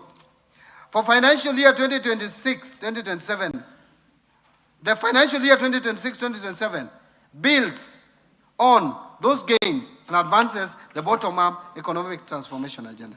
The administration's core economic strategy aligned with the fourth medium-term plan of Vision 2030. Better focuses public resources on unlocking productivity and increasing incomes at the base of the economy through deliberate, value chain-driven allocations. And with limited fiscal space, this budget prioritizes interventions that deliver the greatest impact in job creation, higher household incomes, and broader economic participation. Agricultural transformation and inclusive growth as the first pillar. Mr. Speaker, agriculture remains central to better and Kenya's long-term prosperity. It supports more than 2/3 of Kenyan households and generates significant employment multiplier effects, especially among groups historically excluded from modern economic opportunities. Strengthening agriculture is therefore essential food and nutrition security, enhancing resilience, and promoting a shared prosperity. Mr. Speaker, to accelerate agriculture transformation, I propose, and bearing in mind that agriculture is largely devolved, but I propose a targeted allocation of 64 billion across priority programs that boost productivity, value addition, and resilience. Key investments include 18 billion for fertilizer subsidy program, 2 billion for seed subsidy program, 1 billion for coffee seedlings program to lower input costs for smallholders, 4.7 billion for the National Agricultural Value Chain Development Project to advance processing and market linkages. Further, I propose 5.4 billion for the Food System Resilience Project and 1.6 billion for the Resilience for Food and Nutrition Security Program to enhance adaptive livelihoods, diversify income sources, and reduce vulnerability to climate shocks. Mr. Speaker, recognizing the economic potential of pastoral and livestock systems, I propose 3.3 billion for de-risking, inclusion, and value enhancement of pastoral economies program, 1.3 billion for Kenya Livestock Commercialization Program, and 400 million for the Livestock Value Chain Support Project. These allocations will foster greater market access, commercialization, animal health services, and resilience among pastoral communities. Mr. Speaker, the blue economy offers meaningful opportunity for coastal and lakeside communities. To support the growth of the blue economy, I propose 8.2 billion for the blue economy and fisheries subsector, which includes 2.1 billion for aquaculture business development project, 1.8 billion for the Kenya Marine Fisheries and Socio-Economic Development Project, and 578 million for Kabonyo Fisheries and Aquaculture Training Center. These investments will expand sustainable aquaculture, uplift fisher folks' incomes, and create jobs in value addition and logistics. Mr. Speaker, addressing historical land inequalities remains a priority for this government. To promote equitable access and ensure sustainable land management, I am proposing 9.4 billion for settlement of the landless. Of this amount, 5 billion is for the landless in the coast region. 892 million for the processing and registration of title deeds, and 388 million will go towards digitization of land registries to secure tenure, reduce disputes, and unlock productive land use. Now let me turn to the second pillar, that is transforming the micro, small, and medium enterprises economy. Mr. Speaker, MSMEs are the backbone of our economy. They account for 98% of businesses, provide approximately 14.9 million jobs, and contribute about 40% to our GDP.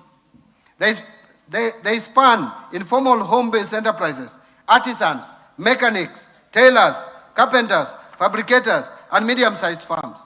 Nurturing this sector is essential for broad-based job creation and inclusive growth. Mr. Speaker, lack of affordable credit remains a major constraint for MSMEs and households at the bottom of the pyramid.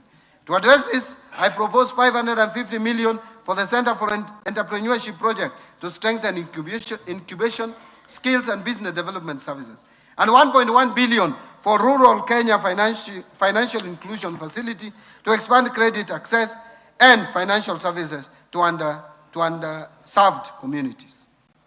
Housing and settlement as the third pillar. Mr. Speaker, decent housing underpins social stability and economic productivity. Our affordable housing program not only provides safe and affordable homes to Kenyans, but also generates jobs directly in construction and indirectly across building materials and services sector. To sustain this momentum, I propose 143.7 billion for the housing sector, urban development, and public works subsectors.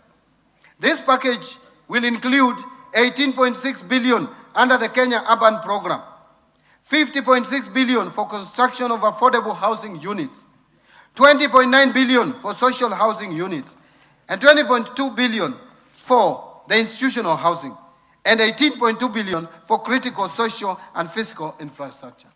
Further, support will include 2.7 billion for the Kenya Informal Settlement Improvement Project Phase 2, and 535 million targeted to support construction of county headquarters. These investments will improve living conditions, provision of services, and local governance capacity. Mr. Speaker, to protect livelihoods or lives and property through compliance with building codes and standards, I propose 2.4 billion for the regulation and development of the construction industry, thus reinforcing safety, quality, and accountability across the sector. Allow me now to turn to the other pillar, that is universal health coverage. Mr. Speaker, universal health coverage, UHC, is central to Beta's social contract. Equitable access to quality health services is essential for human capital, productivity, and poverty reduction.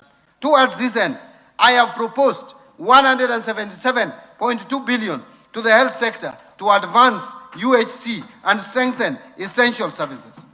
Key allocations include 8.6 billion salaries for UHC staff, 19.1 billion for primary healthcare fund to finance frontline services. Mr. Speaker, to reduce the burden of communicable diseases and advance immunization, I am proposing 18.5 billion for the Global Fund and 6.4 billion for vaccines and immunization program. This investment will protect children and communities and reduce health-related economic shocks. Mr. Speaker, tackling cancer and other chronic illnesses requires focused investment. I propose 3 billion to the Emergencies, Chronic and Critical Illness Fund, 1 billion for construction of a cancer center at Kisii Level 5 Hospital, 300 million to strengthen cancer management in Kenyatta National Hospital, and 150 million for the expansion of comprehensive cancer center at Kenyatta University Teaching Referral and Research Hospital. These measures will expand diagnostic and treatment capacity across the region, given that we are leading as a leading hub in terms of health in this region. Mr. Speaker, to improve tertiary healthcare, I propose 45.3 billion for our referral hospitals. Additional targeted investments will include the following: 470 million for the construction of Kenyatta National Hospital Burns and Pediatrics Center, 300 million for innovations and replacement of obsolete equipment at Kenyatta National Hospital, and 2 billion for construction of a new 2,000-bed multi-specialty at Moi Teaching and Referral Hospital to expand capacity and improve health outcomes.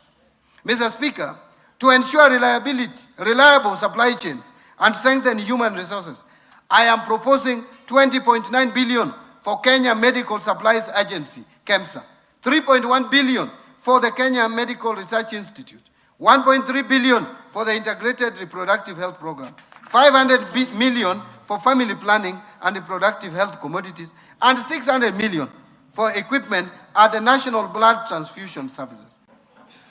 Mr. Speaker, as a country, we value the services offered by our health workers. To build workforce capacity, I propose 9.3 billion for medical interns, 10.9 billion for the Kenya Medical Training College, and 3.2 billion and 396 million for stipend and medical insurance for community health promoters, respectively. Under digital superhighway and creative economy, Mr. Speaker, digital transformation is a strategic enabler for competitiveness in the fourth industrial revolution. Digital connectivity and literacy are essential for education, healthcare, finance, markets, public services, and emerging digital opportunities. Mr. Speaker, Kenya's creative economy, encompassing film, music, fashion, arts, medical, media, digital content, and design, has become a powerful engine for growth and youth empowerment. Investing in creative industries expands cultural exports and drives innovation. Mr. Speaker, to accelerate digital adoption and inclusion, I propose 8.6 billion Kenya shillings to this sector.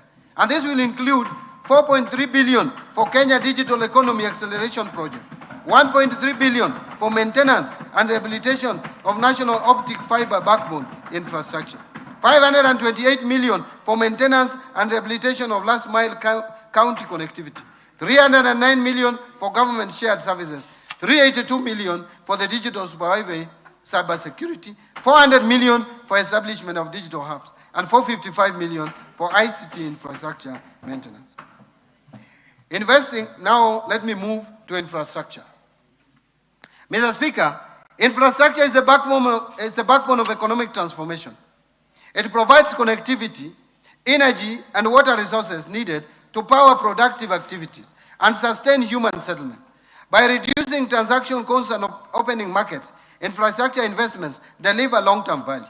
Towards this end, I propose 220.4 billion for development of roads, including 44.3 billion to support construction of roads and bridges, 58 billion for rehabilitation of roads, and 118.1 billion for roads maintenance.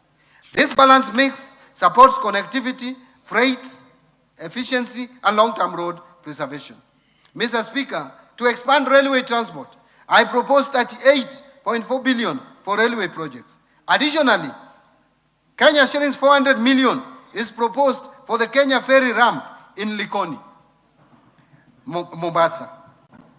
Additional 1 billion for development of public ferry landing ramps in Lake Victoria, including Mbita and Sena Islands in Suba North and West sub-counties of Homa Bay County, respectively.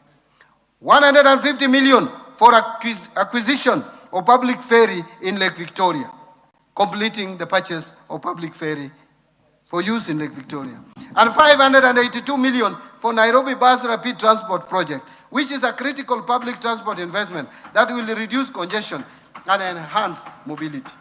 Mr. Speaker, reliable, affordable energy is vital for industry and households, I propose 30.9 billion to the energy subsector, including 7.5 billion for the national grid system, 20.2 billion for rural electrification, and 3.2 billion for alternative energy technologies. These allocations expand access, lower costs, and promote sustainable growth. But I wish to add that a lot of energy projects will be financed through National Infrastructure Fund because they are commercially viable. And I want to turn to education. Education. Yes. Yes, I'm turning now to education. Improving education outcomes. Mr. Speaker, Kenya's future depends on developing strong human capital.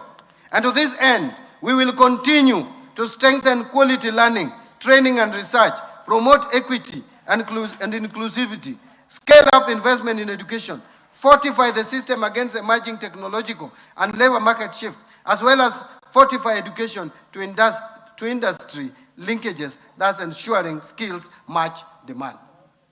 Mr. Speaker, I propose 784.5 billion for the education sector. Mr. Speaker, a lot has been said about defunding education. But in 2026-27, we are proposing 784.5 billion shillings, which is 26.4% of the ministerial budgets.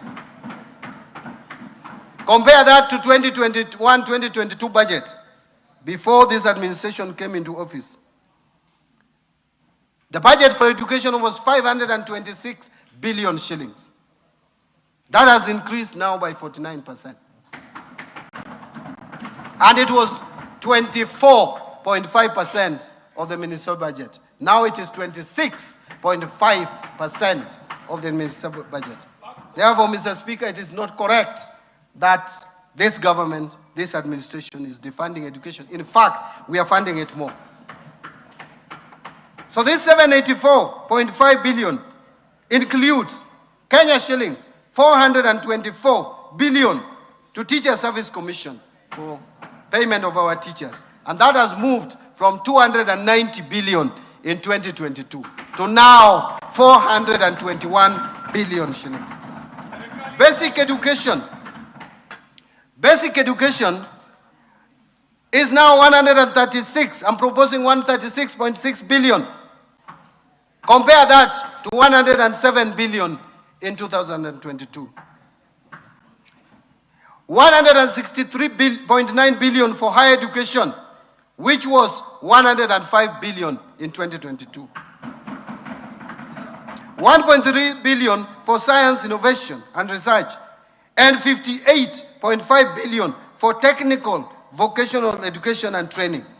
This comprehensive allocation safeguards service delivery and expands opportunities across the learning continent.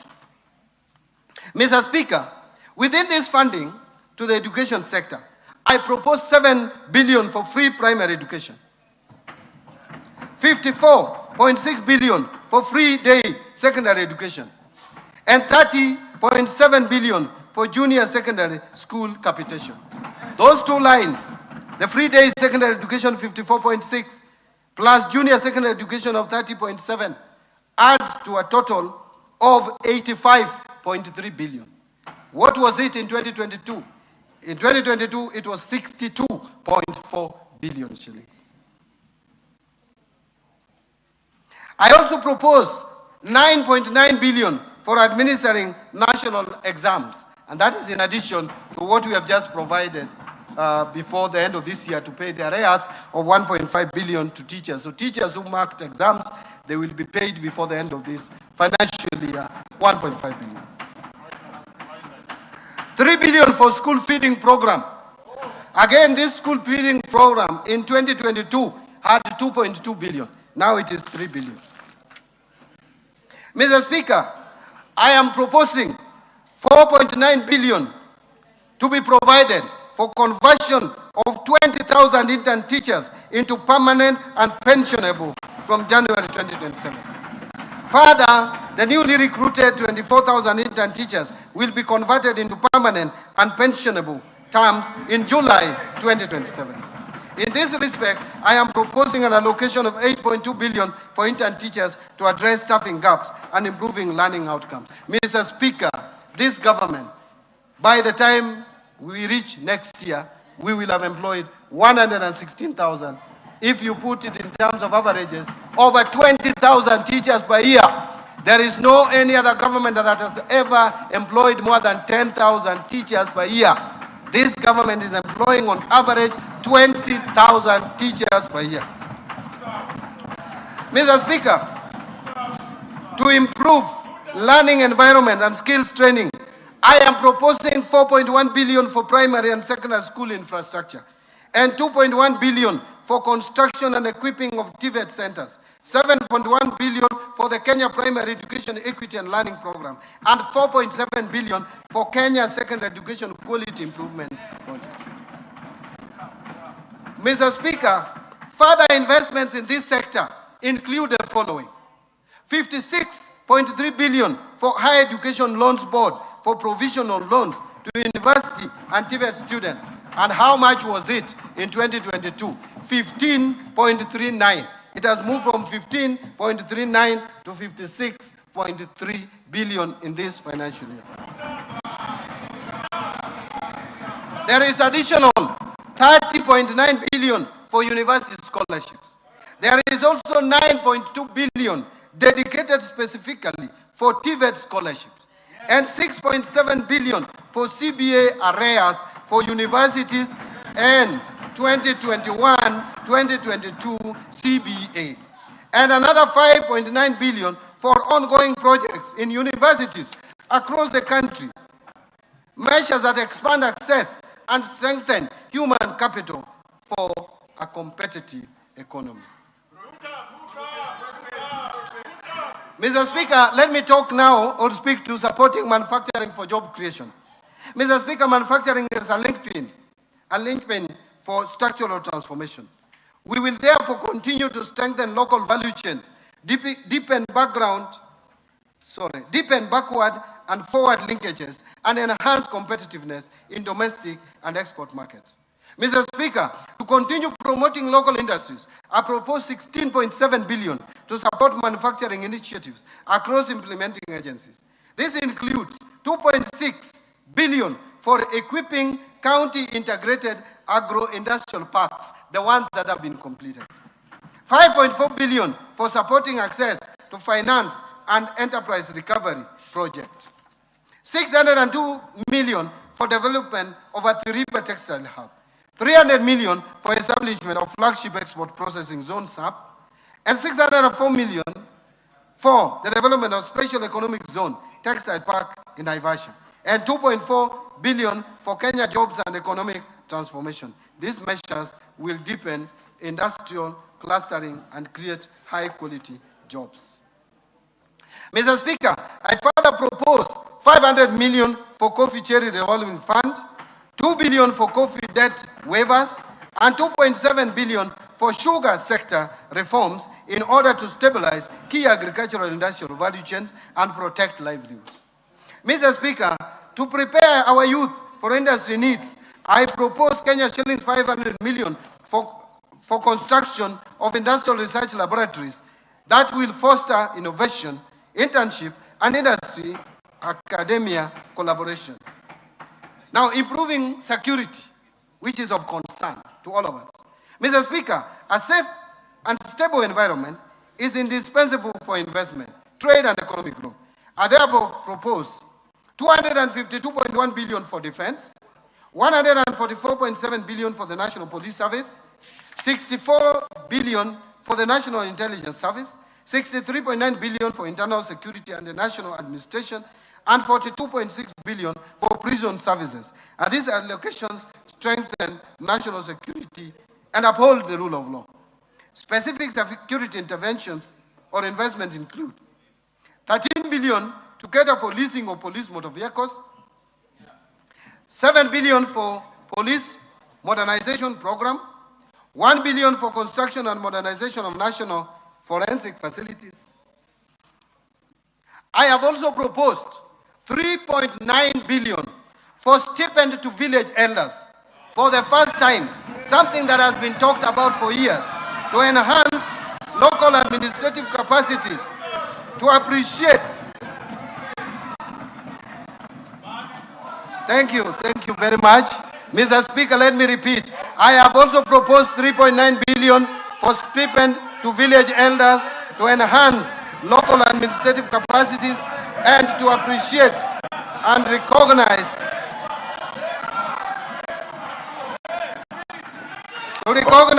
the role played by village elders in helping address security and other societal challenges.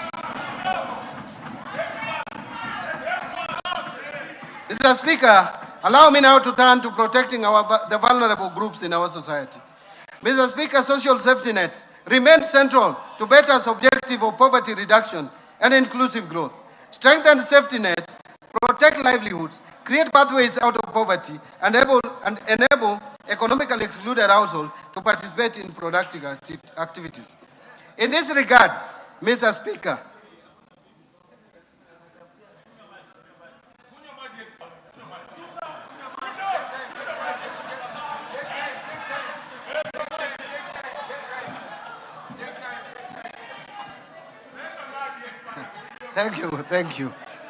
Thank you, Mr. Speaker. In this regard, I propose 41.8 billion to protect the vulnerable Kenyans, including 24.6 billion for cash transfers to the elderly persons, 8.9 billion for cash transfers to orphans and vulnerable children, and 1.5 billion for cash transfers to persons living with severe disabilities. These measures provide immediate relief and sustain basic consumption. And Mr. Speaker, the allocation also includes 4.3 billion for the Kenya Hunger Safety Net Program, 550 million for the National Fund for the Disabled of Kenya, 1.1 billion for the Child Welfare Society of Kenya, and 200 million to support autism and albinism programs in order to strengthen social protection and community support systems. Under equity, poverty reduction, women and youth empowerment. Mr. Speaker, anchored on the Kenya Young People's Agenda, we are funding key government interventions that will equip young youth with entrepreneurial and life skills, promote local and international employment, and unlock opportunities for youth-owned MSMEs. Mr. Speaker, the government will also fund initiatives that advance gender equality by promoting meaningful inclusion of women in decision-making, enhancing their economic empowerment, and in intensifying efforts to eliminate gender-based violence and harmful practices such as female genital mutilation. Mr. Speaker, to empower youth, women, and constituencies across the country, I propose 110.2 billion for targeted initiatives. This includes 12.5 billion for the National Youth Service, 4.9 billion to National Youth Opportunity Towards Advancement, that is NYOTA project, 1.6 billion for Youth Employment Support Program, and 1 billion for film development services. This investment will spur skills development, civic engagement, and growth in creative industry. Mr. Speaker, to support women and girls, I propose 402 million for the Women Enterprise Fund and 4.9 billion for the National Government Affirmative Action Fund to enhance their inclusion, dignity, and economic participation. Mr. Speaker, to promote regional equity and strengthen local development, I propose 61.8 billion for the National Government Constituency Development Fund, 10.3 billion for the Equalization Fund to finance programs in marginalized areas, and 10.5 billion for the Kenya Devolution Support Program number 2. In stimulating tourism growth, sports, culture, recreation, and arts. Mr. Speaker, sports and arts are vital for national identity, youth empowerment, and economic diversification. We will therefore promote sports at all levels, enforce international anti-doping standards, and commercial and indigenous knowledge to create livelihood opportunities. To harness national talent and promote Kenya as a regional cultural hub, I propose 45.6 billion for sports, culture, recreation, and tourism, including 25.2 billion for sports, arts and social development fund, 14.3 billion for the tourism fund, and these allocations will stimulate jobs, community development, and foreign exchange earnings. Under environment protection or environmental protection, water and natural resources, Mr. Speaker, environmental conservation, climate resilience, reforestation, biodiversity protection, and land restoration are central to sustainable development. Access to clean water, improved sanitation, and expanded irrigation are equally crucial for health, productivity, and agricultural growth. Towards this end, I propose an allocation of 124.8 billion for the cluster.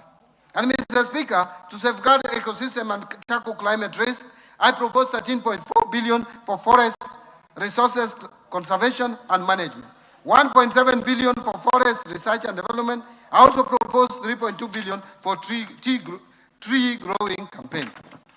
Mr. Speaker, I further propose 4.7 billion for environment management and protection, 8.9 billion for the Kenya Financing Locally Led Climate Action Project, FLOCA, and 1.8 billion for meteorological service. Mr. Speaker, in order to support solid waste management in Nairobi, I propose 2.5 billion and 1 billion for the removal of asbestos as well. Additional targeted allocations in this sector include 13 billion for wildlife security, conservation and management, 1.2 for wildlife research and development, 1.1 billion for human wildlife conflict compensation, 800 million for wildlife insurance. And these investments protect natural capital that underpins tourism and rural livelihoods. Mr. Speaker, to expand water infrastructure and ensure water security, I propose 51.5 billion for water and sewerage infrastructure development, 6.3 billion for water resource management, 2.5 billion for water storage and flood control.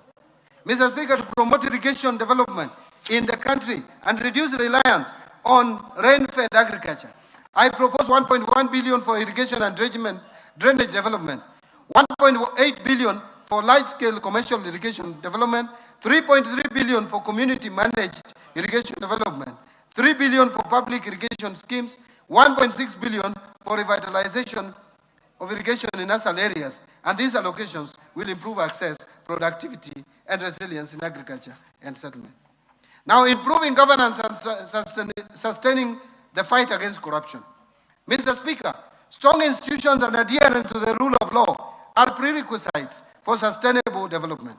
Effective governance strengthens investor confidence and ensures efficient delivery of public services.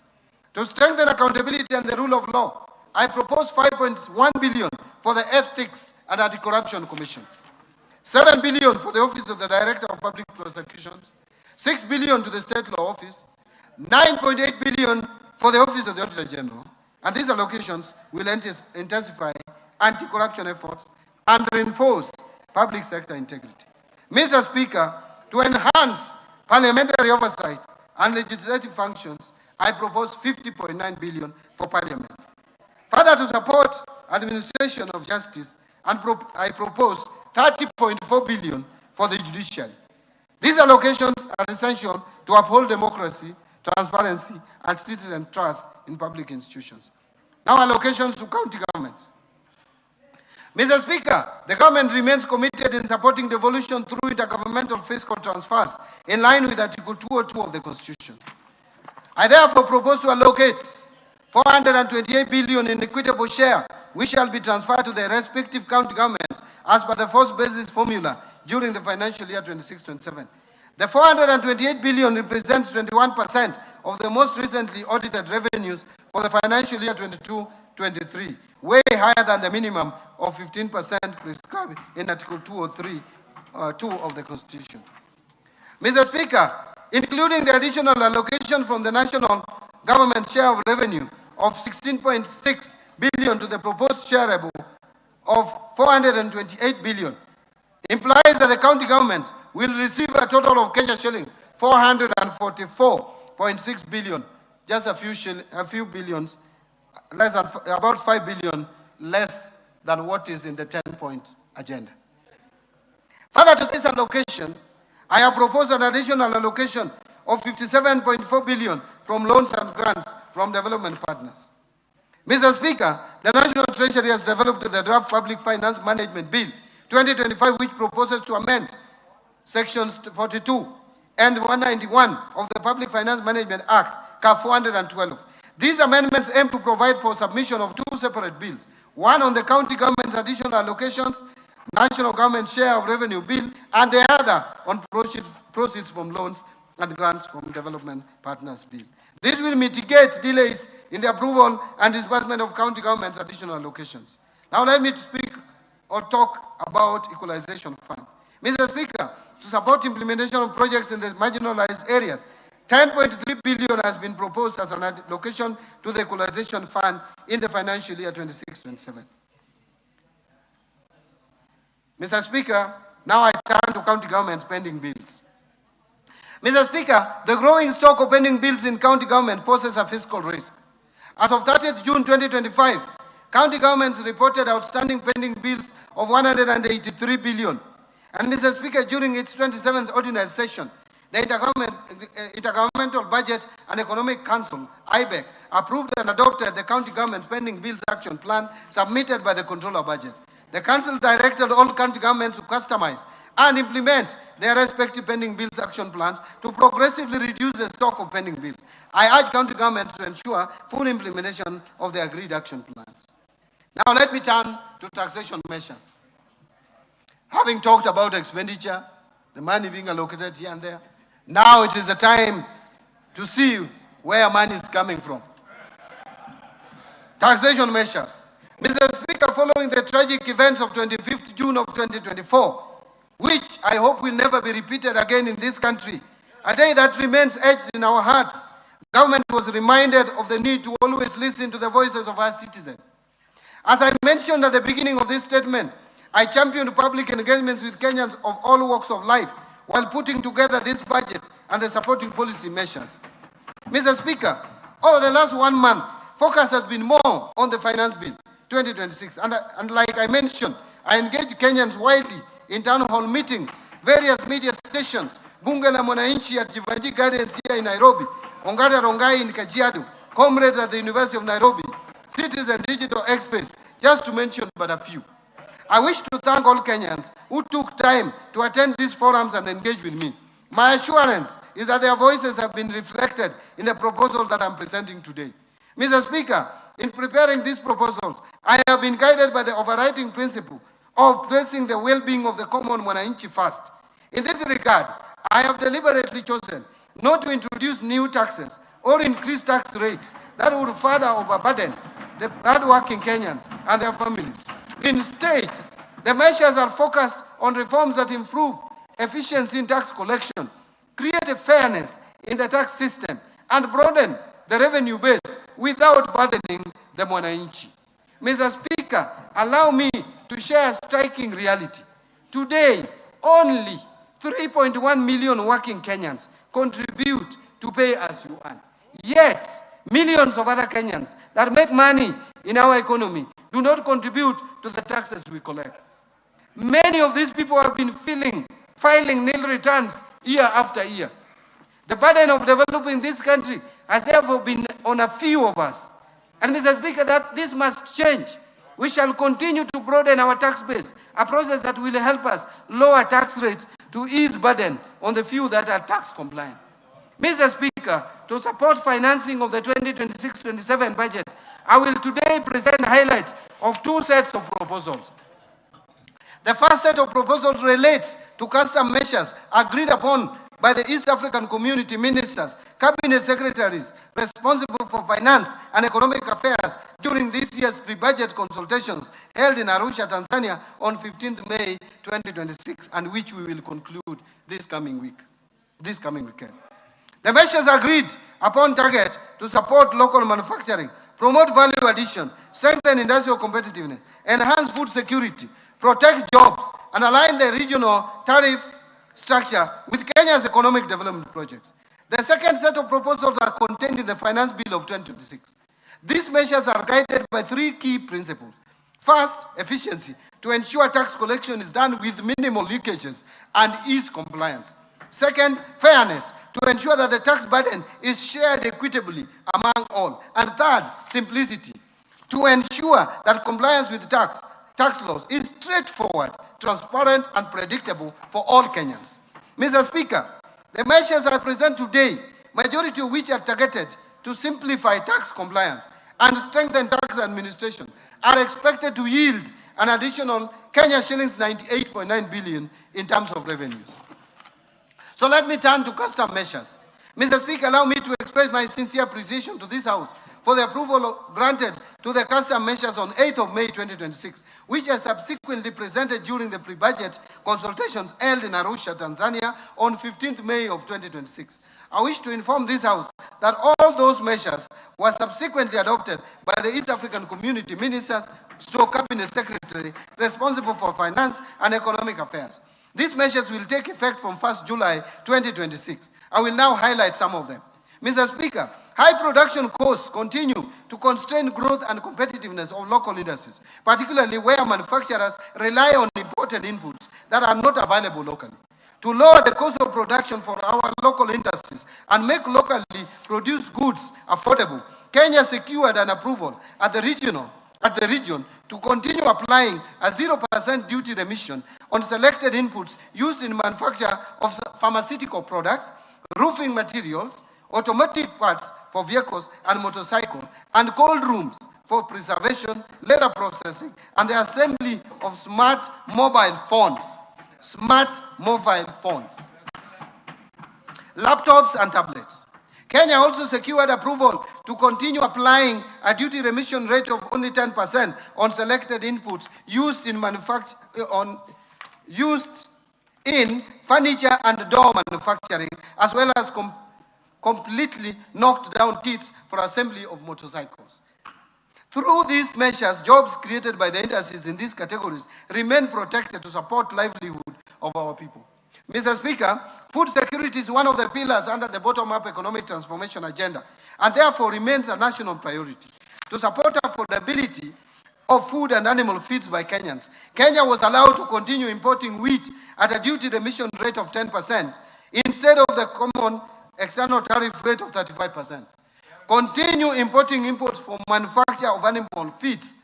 I want to repeat. Continue importing inputs for manufacture of animal feeds duty-free under the East African Community Duty Remission Scheme, and apply a 0% import duty on dates consumed by our Muslim brothers and sisters during the period of Ramadan in 2027. Kenya also secured approval to continue applying an import duty of 35% or $200 per metric ton, whichever is higher, on imported rice instead of the common external tariff rate of 75% or $345 per metric ton.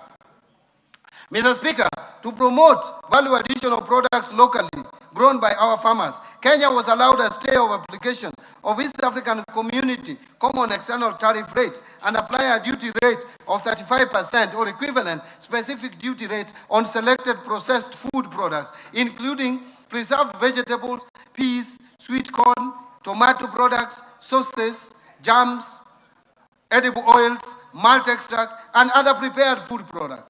This will cushion the local industries from imported products and make Kenyan products more competitive in the domestic market. Protect these agro-based industries, thus safeguarding income of our farmers and the local jobs created in the agro-processing value chain. Mr. Speaker, to protect local manufacturers in the textile apparel, leather, and footwear sectors, and the many jobs in these industries, Kenya was granted an extension of a stay of application of EAC common standard tariff and apply higher duty rates ranging between 25% and 35% on imported textiles, apparel, blankets, bed linen, carpets, tarpaulins, leather products, and worn clothing, while maintaining 0% duty remission on selected inputs for leather processing. Mr. Speaker, to strengthen digital connectivity and part of the digital superhighway pillar of BETTER, the local assembly of smart devices remains a key priority. Expanding access to affordable smart telecommunication devices will enable more Kenyans participate in the digital economy and benefit from emerging opportunities in business and innovation. With this in mind, Kenya requested and was granted a 0% duty remission on inputs used in the assembly of smartphones, laptops, and tablets. Additionally, optical fiber cables and recorded software products will be imported at a higher tariff rate of 10% instead of the EAC common external tariff rate of 0%. Mr. Speaker, to lower the cost of construction materials for the delivery of affordable housing as part of better priorities, Kenya was allowed to continue applying 0% duty remission on selected inputs for the manufacture of roofing materials and related industrial products. Further, to protect local industries that manufacture steel products, aluminum products, pipes, electrical equipment, ceramic tiles, and other construction materials, Kenya was also allowed to continue applying stays of application at duty rates ranging from 25% to 35%, together with equivalent specific duty rates where applicable to discourage under declaration of import values. Mr. Speaker, given the limited fiscal space, Kenya continues to explore alternative financing models, particularly the public-private partnership arrangements in developing infrastructure projects. With this in mind, Kenya was granted a stay of application of the common tariff and apply a 0% import duty on goods, materials, and equipment imported for use in the PPP projects. Mr. Speaker, local assembly of motor vehicles and the manufacturing of automotive parts continue to create jobs for Kenyans. In this respect, Kenya applied to protect these industries and the associated value chain. Kenya was granted a 0% duty remission on selected inputs used in the manufacture of automotive parts. Mr. Speaker, to support local manufacturing of paper and paper products, Kenya was allowed to continue applying stays of application at a rate of 35% on craft paper and paperboard, printed polybags, sacks and bags, and related packaging materials instead of the common tariff rates of 25%.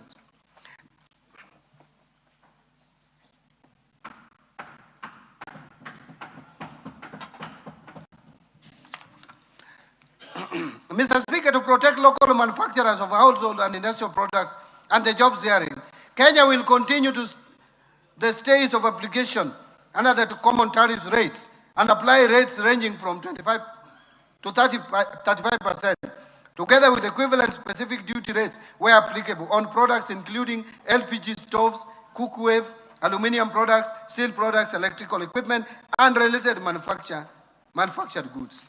Now let me turn to the highlights of proposals in the Finance Bill.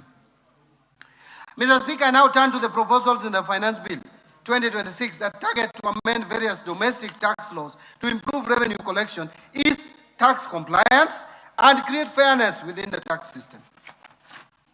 Under income tax, Mr. Speaker, currently certain corporate restructurings, such as mergers, amalgamations, or internal reorganizations are exempt from capital gains tax. To encourage the establishment and growth of real estate investment trusts, the bill is proposing to extend the exemption to qualifying property transfers into approved real estate investment trusts to avoid selective treatment or application. Mr. Speaker, to promote fairness, improve consistency within the tax system, and support investment in the petroleum sector, the bill is proposing to reduce the corporate tax rate applicable to non-resident petroleum contractors to 30% from 37.5%. This will harmonize with the rate that is applicable to other non-resident companies. The bill further clarifies that repatriated income earned by non-resident petroleum contractors will be subject to tax at the rate of 15%, consistent with the treatment applicable to other non-resident persons operating in Kenya. Mr. Speaker, the current framework for taxation of trusts is complex and may create uncertainty in the taxation of trust incomes and distribution. To improve clarity and align the framework with the international best practices, the bill is proposing to introduce a single point taxation system at the trustee level and removes the risk of double taxation for beneficiaries, thereby improving compliance and reducing opportunities for tax avoidance. Mr. Speaker, The bill does not propose to increase monthly income tax. I wish to state that. On the contrary, the bill is proposing a simplified tax framework for non-resident persons who earn monthly rental income in Kenya but do not pay tax on that income. In this case, therefore, non-resident landlords will be required to register and account for tax directly, especially where the property is not managed through a property agent, while preserving the existing withholding tax framework where non-residents are currently complying with their tax obligation. Mr. Speaker, this proposal will not result in a higher rent or additional burden on existing tenants that reside in properties owned by non-residents. Mr. Speaker, currently any persons making payments to non-resident ship owners and charterers are required to withhold and remit tax on shipping income. This has affected compliance, particularly where persons producing shipping services are not aware of the withholding obligations.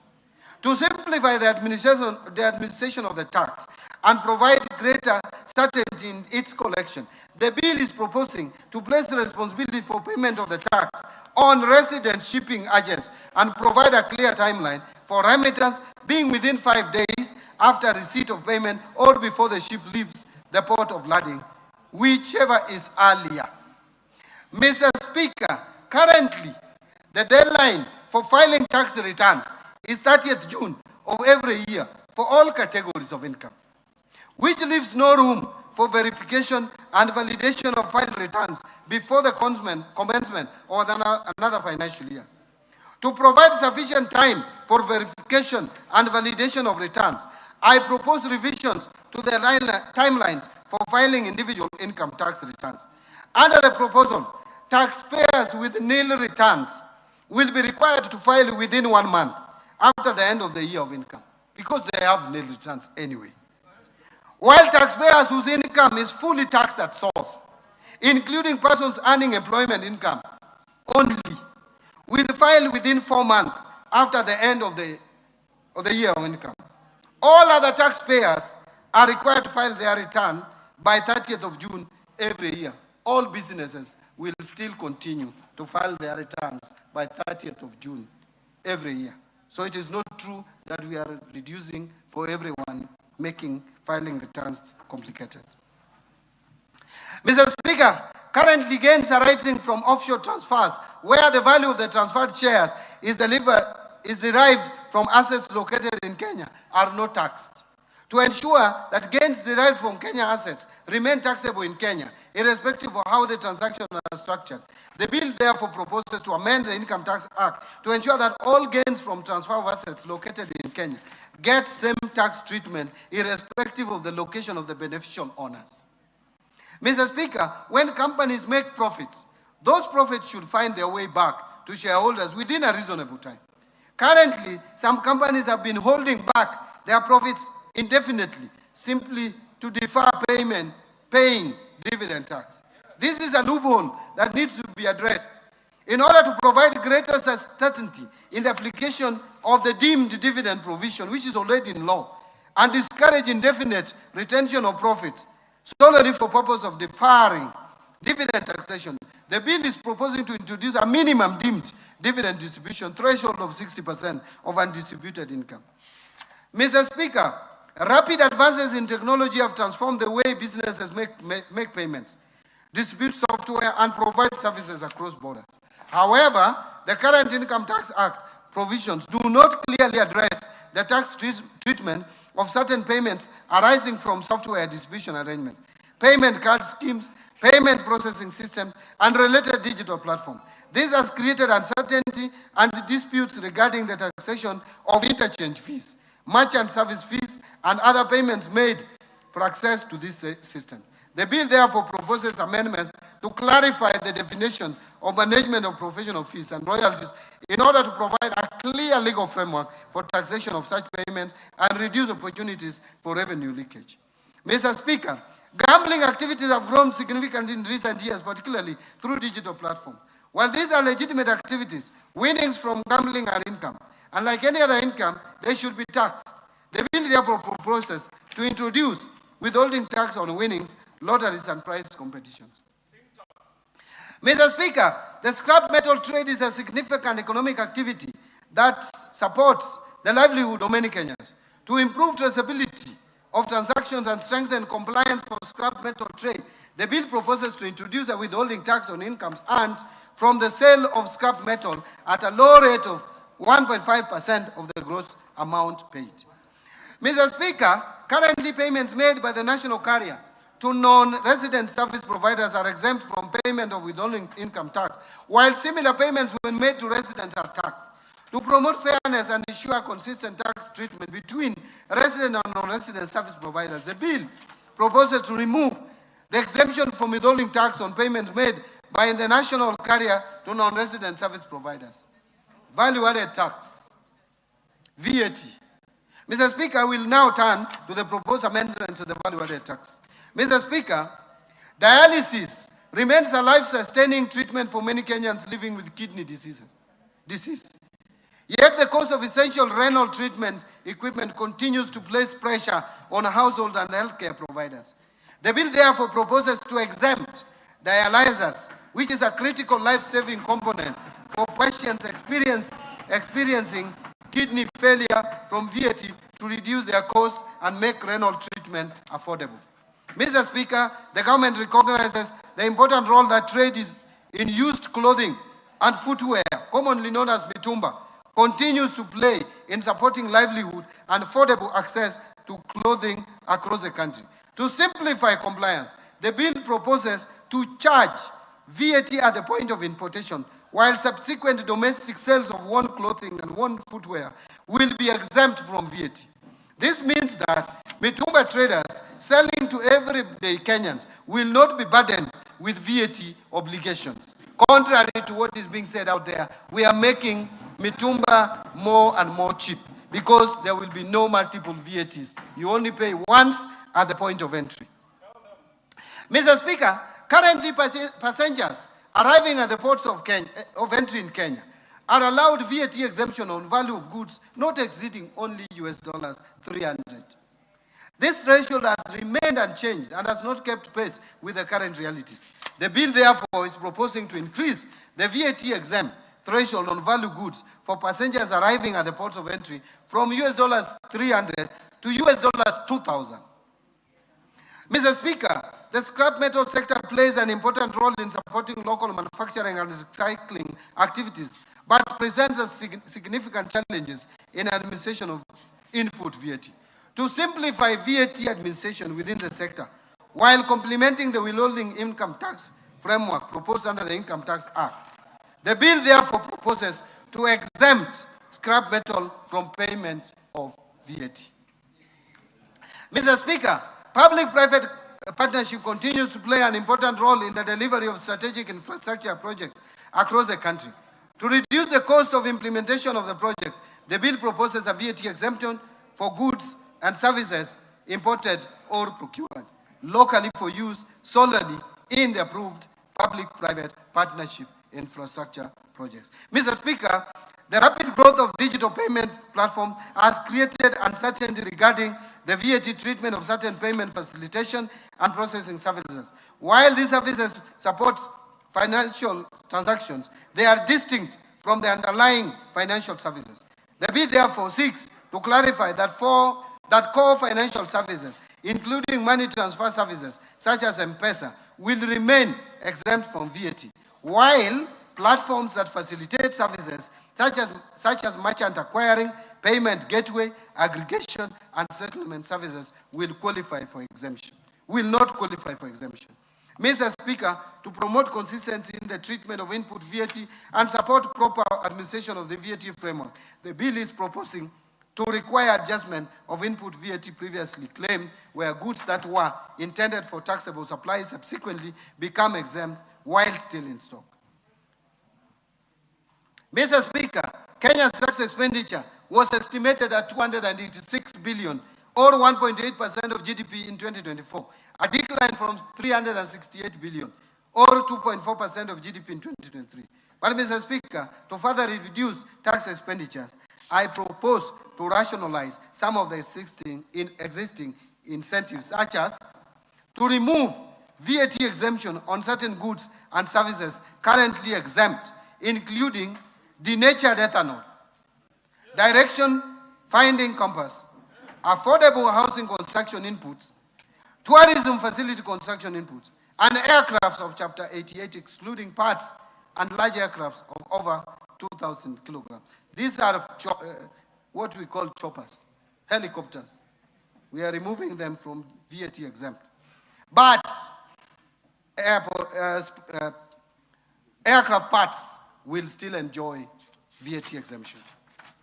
To exclude from VAT exemption spare parts applicable to official aid-funded projects to reduce opportunities for misuse of the exemption. So we exempted the vehicles, but not the parts.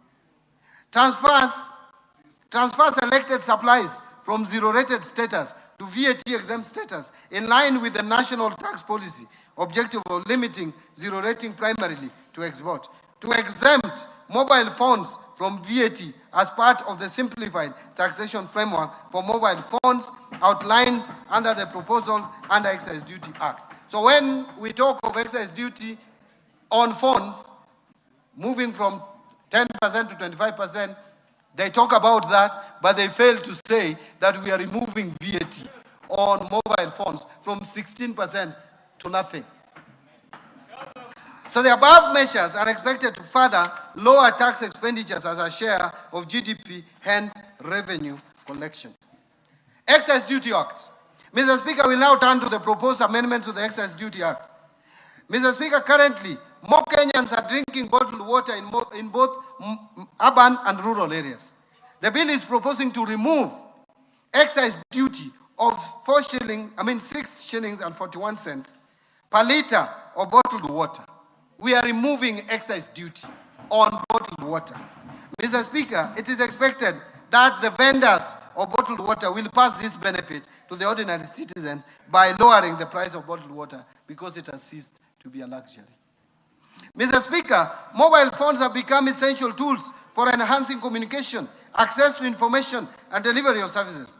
They support among others, education, businesses, financial services, e-commerce, healthcare, and social interaction, while also promoting digital inclusion, productivity, and social economic development.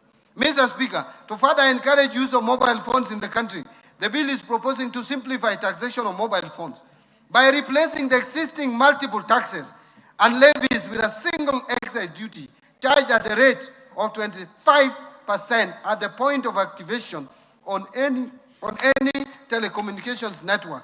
This measure will lower the prices of mobile phones in the country. I heard another leader saying 25%, but I'm asking, why is he complaining about 25%? Does he want us to remain at 55.5%? Because that is the rate as at today. Mr. Speaker, in recognition of health risk associated with excessive sugar consumption, the bill proposes to increase excise duty on sugar-sweetened beverages from 14 shillings per litre to 20 shillings per litre. Mr. Speaker, in support of public health, the bill also proposes to adjust excise duty rates on other manufactured tobacco and tobacco substitute, tobacco extracts, and essences from 11,382 per kilogram, shillings per kilogram, to 12,550 per kilogram. While the excise duty rates applicable to cigars, cherots, cigarillos, I don't consume this, so I have difficulty in reading, containing tobacco or tobacco substitutes, will be adjusted from 16,260 shillings per kilogram to 18,000 shillings per kilogram. I don't know whether Honorable Mboko knows about this more than I do. Mr. Speaker, betting on horse trading is currently exempt from excise duty. In order to create fairness in the taxation of betting and gaming activities, the bill is proposing to remove this exemption. Further, to expand the scope of taxation, the bill proposes to amend the definition of gaming wallets to include land-based betting and gaming activities. Mr. Speaker, to promote fairness and consistency in the taxation of similar products, the bill is proposing to harmonize excise duty treatment within the alcoholic beverages sector by removing the preferential excise duty rate of Kenya shillings 10 per centiliter of pure alcohol for alcoholic beverages manufactured by small independent brewers. Mr. Speaker, in the Finance Act of 2025, excise duty rate for undenatured extra neutral alcohol supplied to licensed manufacturers of spirituous beverages was set at 500 shillings per litre. To support manufacturers in this sector, the bill proposes to reduce the applicable excise duty rate to 80 shillings per litre. And in addition, the bill proposes amendment to clarify that this rate is applicable to both locally purchased and imported undenatured extra neutral alcohol supplied to licensed manufacturers. Mr. Speaker, to address environmental externalities, the bill proposes to introduce excise duty on coal at the rate of 5% of the excisable value. The bill also proposes to extend excise duty on plastic articles for locally manufactured products in order to promote consistency in tax treatment. And Mr. Speaker, the bill further proposes to establish a clear excise duty taxation framework for vintage and collector vehicles. This proposal relates to vehicles whose year of first registration is at least 30 years before the date of purchase and whose value is at least 10 million shillings. Tax procedures.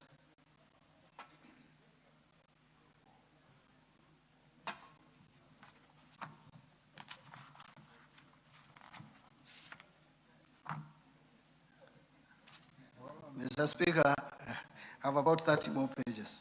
Nobody's complaining. Looking at the time. Now, on Tax Procedures Act, Mr. Speaker, the proposed amendments to the Tax Procedures Act seeks to strengthen tax administration, improve compliance, support digitization, and make it easier for taxpayers to meet their obligations. Mr. Speaker, currently, foreign investors are required to obtain KRA PIN before opening Central Depository and Settlement Corporation, that is CDSC's, accounts to participate in trading in the Nairobi Securities Exchange. In order to improve the attractiveness of Kenya's capital markets to foreign portfolio investors, the bill proposes to exempt foreign investors from the requirement to obtain KRA PIN solely for purposes of opening Central Depository and Settlement Corporation accounts. Mr. Speaker, income earned by non-resident investors from investment in the Nairobi Securities Exchange is subject to withholding tax as a final tax, and they are not required to file annual income tax returns. Mr. Speaker, I am grateful that this House approved the Virtual Asset Service Providers Bill of 2025 that was subsequently enacted in 2025. Mr. Speaker, currently there is no reporting framework for virtual asset transactions. In order to address this gap, the bill proposes to introduce a virtual asset reporting framework for virtual asset service providers so as to improve visibility of virtual asset transactions and align Kenya's reporting framework with the international best practices. Mr. Speaker, to simplify compliance, reduce filing errors, and improve efficiency in tax administration, the bill proposes to amend the Tax Procedures Act to provide for pre-populated tax returns using information already available to the Kenya Revenue Authority. And under this amendment, taxpayers still retain the right to review, confirm, or amend the information before submitting their returns. Mr. Speaker, to strengthen the integrity of the tax system and prevent tax arrangements designed primarily to obtain a tax benefit while preserving fairness for compliant taxpayers, the bill is proposing introduction of a general anti-avoidance rule applicable across tax laws. Mr. Speaker, the Tax Procedures Amendments Act of 2024 provided for a tax amnesty on penalties, interest, and fines for taxpayers on tax liabilities accrued up to 31st December 2023. This facilitated taxpayers to clear principal tax liabilities to government. In order to encourage settlement of existing tax liabilities by more taxpayers, this bill is proposing a 6-month amnesty beginning 1st July 2026 for tax liabilities accrued up to 31st December 2025. Under this amnesty, taxpayers who settle the principal tax due within the amnesty period will qualify for waiver of the related penalties, interest, and fines. Mr. Speaker, to support faster resolution of system-related issues and improve taxpayer confidence in digital tax administration, the bill proposes to allow for waiver of penalties and interest by the Commissioner up to a specified threshold of 2 million arising from electronic tax system errors. Mr. Speaker, to improve continuity of tax records and simplify compliance for reinstated entities, the bill proposes to provide for automatic reinstatement of a personal identification number where the registered company or other entity is restored to the official register. Mr. Speaker, to improve efficiency in tax administration, the bill is proposing to allow tax assessments to be issued based on information lawfully available to the Commission. Mr. Speaker, to further align enforcement of tax compliance, the bill is proposing to amend the Tax Procedures Act to clarify that enforcement of tax collection when a tax appeals tribunal or a court judgment on a tax dispute is in favor of the Commissioner shall only be suspended where a stay order has been granted. Mr. Speaker, to lower compliance costs and simplify customs clearance procedures, the bill is proposing to remove the requirement for importers to present certificates of origin where such certificates are not necessary for purposes of claiming preferential tariff treatment. Now let me turn to Miscellaneous Fees and Levies Act.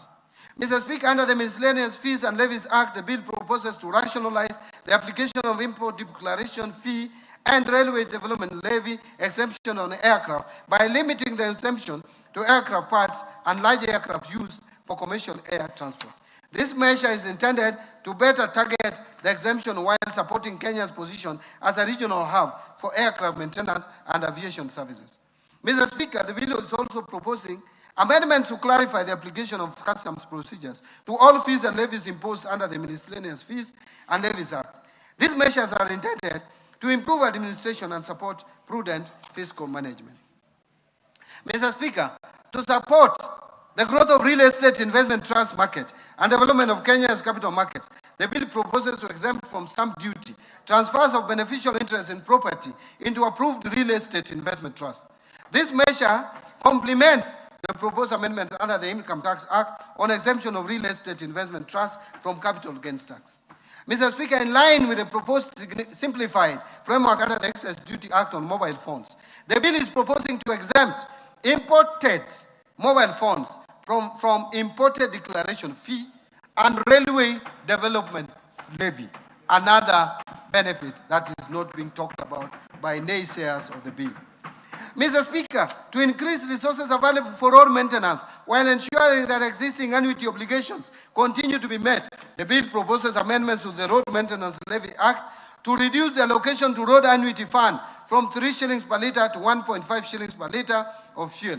And this reduction of 1 shilling and 50 cents per litre of fuel will be allocated to road maintenance levy funds.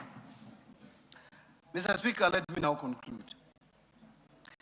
Mr. Speaker, as I conclude, I want to underscore that we have navigated a period of extraordinary challenge, yet the economy has held firm. Kenyans have demonstrated remarkable resilience and patience, and this government has remained steadfast in its commitment to deliver on the promises of the bottom-up economic transformation agenda at the most difficult period in the history of this country. Mr. Speaker, this budget was carefully crafted against a backdrop of limited fiscal space and competing priorities. It reflects prudent choices and disciplined fiscal management while directing resources towards programs and interventions that will have the greatest impact on the lives of ordinary Kenyans while staying firmly on course with our fiscal consolidation plan. Mr. Speaker, the reforms I have outlined today are designed to cushion our citizens, strengthen economic resilience, and lay the foundations for sustainable growth and transformation. They will stimulate job creation, ease the cost of living, and accelerate economic transformation of our people, that our people deserve. Mr. Speaker, this budget is deliberate, decisive, and targeted. It channels scarce resources to where they catalyze the greatest economic and social returns. To smallholder farmers and pastoralists, to MSMEs and youth, to health and education, to infrastructure that connects markets, and to institutions that uphold the rule of law. Every allocation is chosen to multiply employment, protect the vulnerable, advance equity, and unlock private investment. By prioritizing inclusive bottom-up growth, we will not only sustain recovery, but accelerate shared prosperity across Kenya. This is therefore a budget for Mwananchi. This is a budget for the people. I call upon honorable members and all Kenyans to stand behind its implementation as we work together with purpose and reason towards our shared prosperity. Together, we can translate these investments into jobs, higher incomes, and a better future for every Kenyan. At this point, Mr. Speaker, I wish to thank His Excellency the President, Dr. William Samoei Ruto, and His Excellency, the Deputy President, Professor Kithure Kindiki, for their unwavering support, leadership, and counsel as we prepared this budget. I am forever grateful to His Excellency the President for the support he has given me and my ministry. I am also greatly indebted to the Prime Cabinet Secretary, the Attorney General, my fellow Cabinet Secretaries, all the Principal Secretaries, accounting officers, and all personnel across government ministries, departments, and agencies who have diligently contributed to the development of financial year 26-27 budget. Allow me to thank you, Honorable Speaker of the National Assembly, and your counterpart in the Senate, the majority and minority leaders, and the entire House leadership, including the respective clerks, for supporting the approval process of the financial year 26-27 budget. My sincere thanks to honorable chairs and members of both the Budget and Appropriations Committee and the Finance and National Planning Committee and all other departmental committees of this House, as well as the staff of the Parliamentary Budget Office, for their constructive inputs and leadership during the approval process of this budget. I appreciate in a special way Dr. Chris Kipto, the Principal Secretary for the National Treasury, and the staff of the National Treasury who have worked tirelessly hard and long hours to ensure that this budget and the supporting documents are prepared and supported and submitted within the legal timelines. I also wish to appreciate my two other Principal Secretaries at the National Treasury, namely Dr. Boniface Barasa Makoha, the Principal Secretary for State Department for Economic Planning, and Mr. Cyril Wagunda Odede, the Principal Secretary for State Department of Public Investment and Assets Management, and their respective staff for the support during the preparation and finalization of the budget for financial year 26-27. My sincere appreciation also goes to the Governor of the Central Bank of Kenya, the Commissioner General of the Kenya Revenue Authority, as well as the management and staff of both institutions, and all MDAs for their valuable contributions to the budget process. My gratitude to our multilateral and bilateral development partners for their continued technical and financial support. I also thank the private sector for their participation and contribution in the budget process. I wish to appreciate the members of the Fourth Estate and all non-state actors for the active engagement and participation in the financial year 2026-27 budget process. Mr. Speaker, I cannot forget to mention this. My sincere thanks also goes particularly to my dear wife, Madam Rhoda Mbadi, and my children who have remained my pillar. In the course of the year, calls of duty would be challenging, but when I got home, I felt relaxed among them. I will forever be grateful for their support, inspiration, and prayers as I executed my duties at the National Treasury. Finally, Mr. Speaker, I wish to thank Kenyans from all walks of life who gave their suggestions and proposals throughout the budget-making process. Thank you, and may God bless Kenya. Thank you. Thank you. Mr. Speaker. Yes, go on. Mr. Speaker, before I resume my seat, you will recall that I have already submitted to this House the budget estimates and the Finance Bill 2026, together with the accompanying documents as required by the Public Finance Management Act CAP 412A. Today, I further submit the following documents to this August House and request that you graciously, receive them. Number one, budget statement for financial year 26-27. Number two, the 2026 budget policy statement.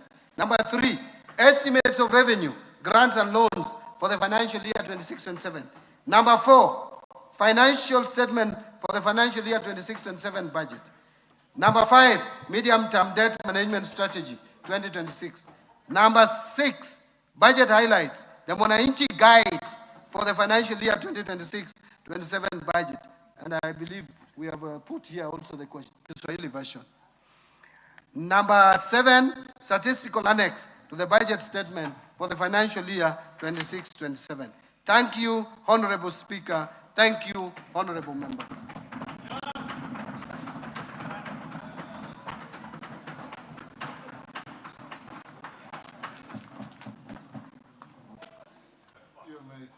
You may take your seat, Minister.